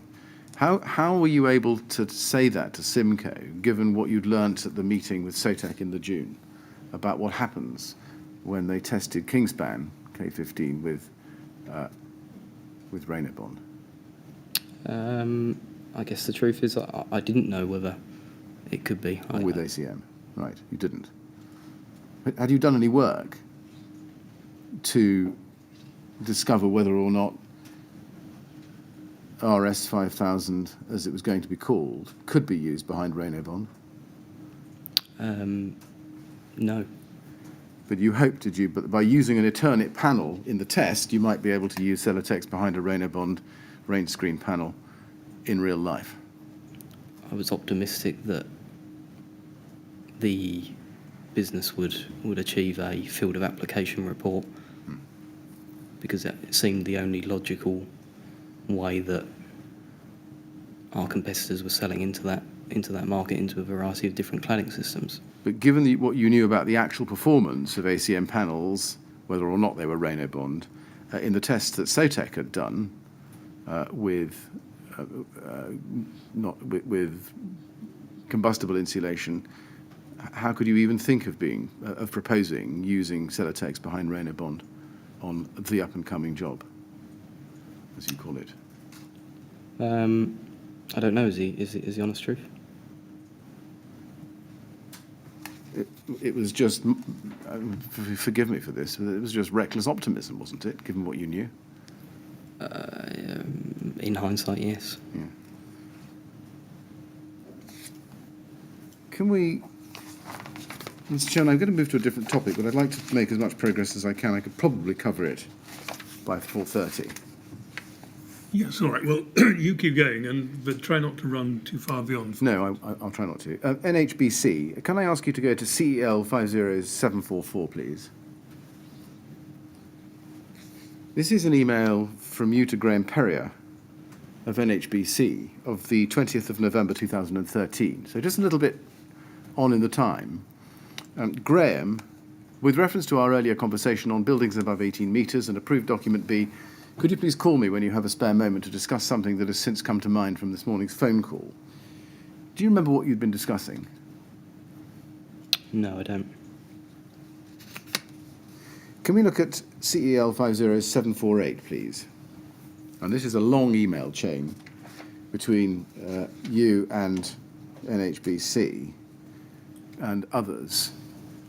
And I'd like to get to page 7 within it, please. It's an email to Graham Perrier a little bit later, a week later, on the 27th of November 2013. And I'm afraid we'll have to go to the bottom of page 6 to see it. Yes, there it is. Do you see that? And the subject is approved document B and BR135. And it says at the bottom of page 6, Graham, and at the top of page 7, hope you're well, and firstly apologies for chasing you on this matter. So you hadn't had a response to his first email, it seems. You see that? Yes. And then you go on to say, however, as previously discussed, we are scheduled in for testing at the BRE by either end of 2013 or very early 2014. We have had initial designs created for the test specimen, but do not want to prematurely test without further guidance on what issues building control, BCA and NHBC, are looking to resolve. You mentioned previously that I would receive a note from a colleague of yours at NHBC regarding this matter, and what in particular it is that has brought the requirement for a consistent interpretation of approved document B. Do you know when this will be issued? Because, as you can appreciate, we are eager to get as much line of sight of what may be required from us for testing to BR135. Now, just pausing there, it looks from that email that you'd already scheduled the test in with the BRE, with a test date either end of 13, beginning of 14, as you say. Do you remember when that test was fixed? No, I don't, but I do know that the first test was carried out in February. And you say you had initial designs created for the test specimen. Was that by Simcoe? Yes. And did that involve the Marley Eternit rain screen board, as we've seen? Correct, As yes. the way to go? Yes. And then I've shown you the second paragraph there on that page, the main one. It suggests, doesn't it, that one of the concerns was in relation to inconsistencies in approach from the NHBC. Is that one of your concerns, or was that one of your concerns? Yes, in exactly the same way that I raised the concerns with the test house themselves, the BRE.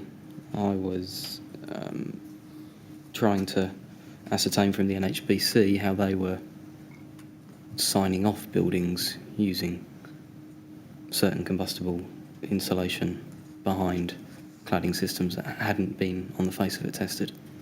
What were the inconsistencies in interpretation of approved document B that were being perpetrated by the NHBC? One can perpetrate an inconsistency. System or product.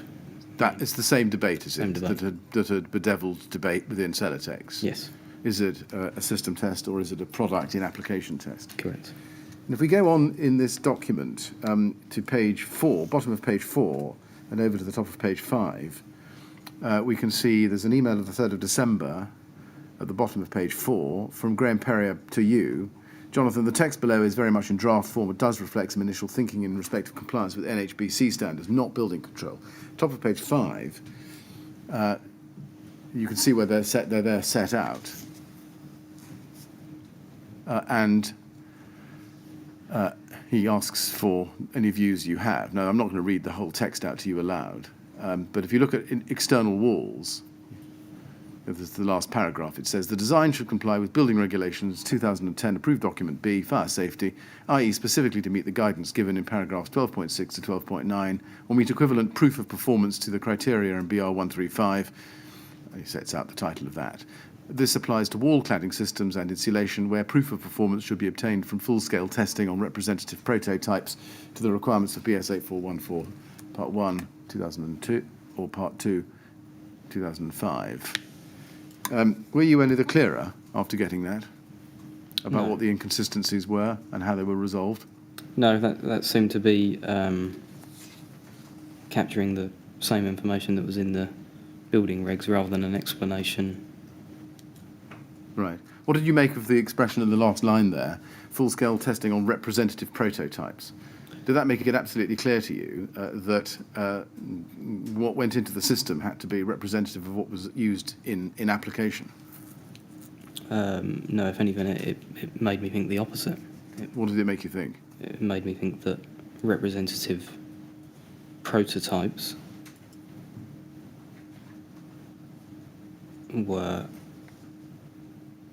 open to using cladding systems on of a different nature. That's how I interpret that. How could you interpret it that way? Because they're representative prototypes, as opposed to explicitly stating it's the system as tested. Well, it says full scale. Yeah. Well, full-scale testing. What does full-scale testing mean in that context? Or what did it mean to you at the time, I should ask you? Large-scale testing at the BRE. Right.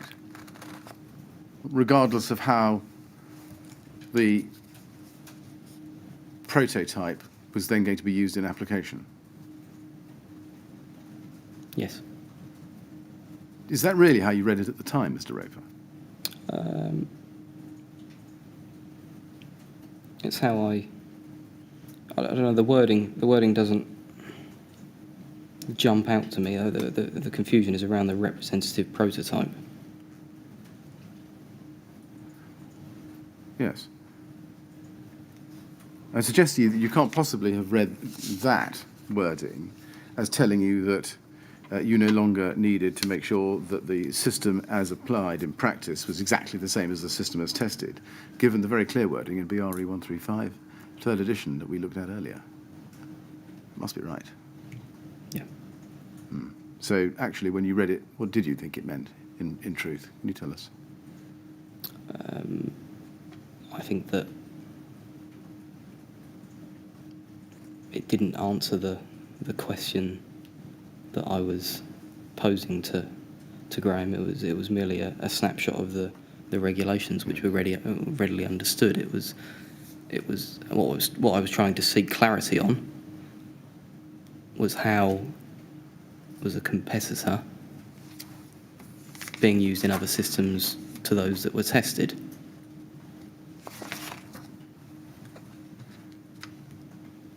Yes. You were really asking them how that you could broaden the applicability of any test carried out, and this wasn't giving you an answer. Correct. That's the reality, isn't it? Yes. Yeah. Mr. Chairman, I've got 2 more documents on this topic before we move to a different topic. I could do them on Monday morning, or I could finish them off now. I mean, Well, how long are they going to take? 5 minutes. You mean that, do you? I mean 5 minutes. Right. Can you manage another 5 minutes, It's fine. Mr. Roper? Yes. Thank you. All right. Now, can we go to CEL 50748 at page 2, please? Same email run. You don't appear to have been satisfied with the answer that you got that I showed you, and indeed you've accepted. And if we go to the top of page 2, there's an email from you on the 3rd of December, same day, 1538. And if we look at the second paragraph, in the middle of that paragraph, you say, from an external surface point of view, the only confirmation we've had is LABC stating that for us to gain accreditation for their registered details, we would need to supply CE marking certification on the fire classification of the external panel used to test a BR135, and they would then accept any material that meets the same classification. It seems a sensible approach, and one that would clarify how BC determine whether what's tested is a representative prototype or not. Do NHBC share that view? Who at LABC had told you that? I don't know the individual's name, but I did have some dealings with LABC. Right. Were those dealings in writing, or they emails, or were they conversations over the telephone or in meetings? Probably a combination of all of those. Right. Well, we may explore that on Monday. Can we just finish off on this email chain then, looking at the first page, please? We can see that you receive a response from Graham Perrier late in the afternoon on the same day, 3rd of December 2013. And he says, as stated from the outset, the paper sent to you was very much an initial draft which we will discuss with interested parties with a view to developing an agreed way forward. So just pausing there, it was obvious from that to you, wasn't it, or was it, that the NHBC internally had some internal disagreements about how this all worked? Yes. Yeah. I'm sure you'll appreciate that NHBC is about raising standards, etc., etc. And then it says, unfortunately, we don't have all the answers at the current time, and being realistic, all I can advise is that we are aware of the issue and have an intention to resolve it as quickly as possible. Perhaps when we are further advanced in our thinking, we should arrange a meeting with you to discuss in more detail. Did that meeting ever take place? Yes, I believe it did. Do you know when it took place?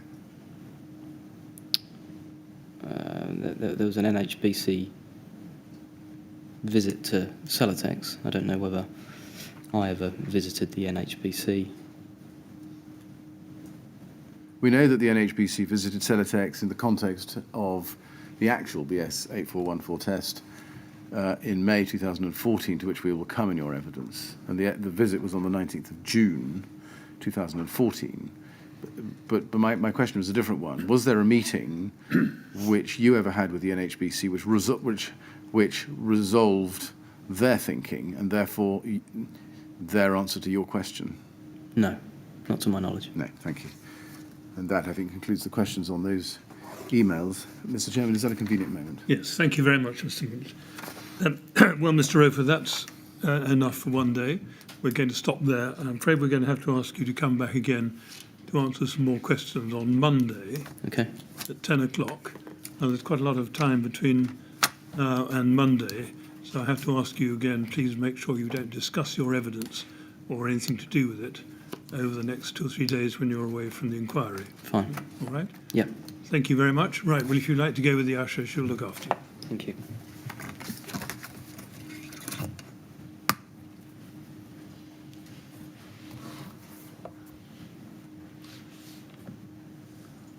Thank you very much. 10 o'clock on Monday, then, please. Thank you, Mr. Chairman.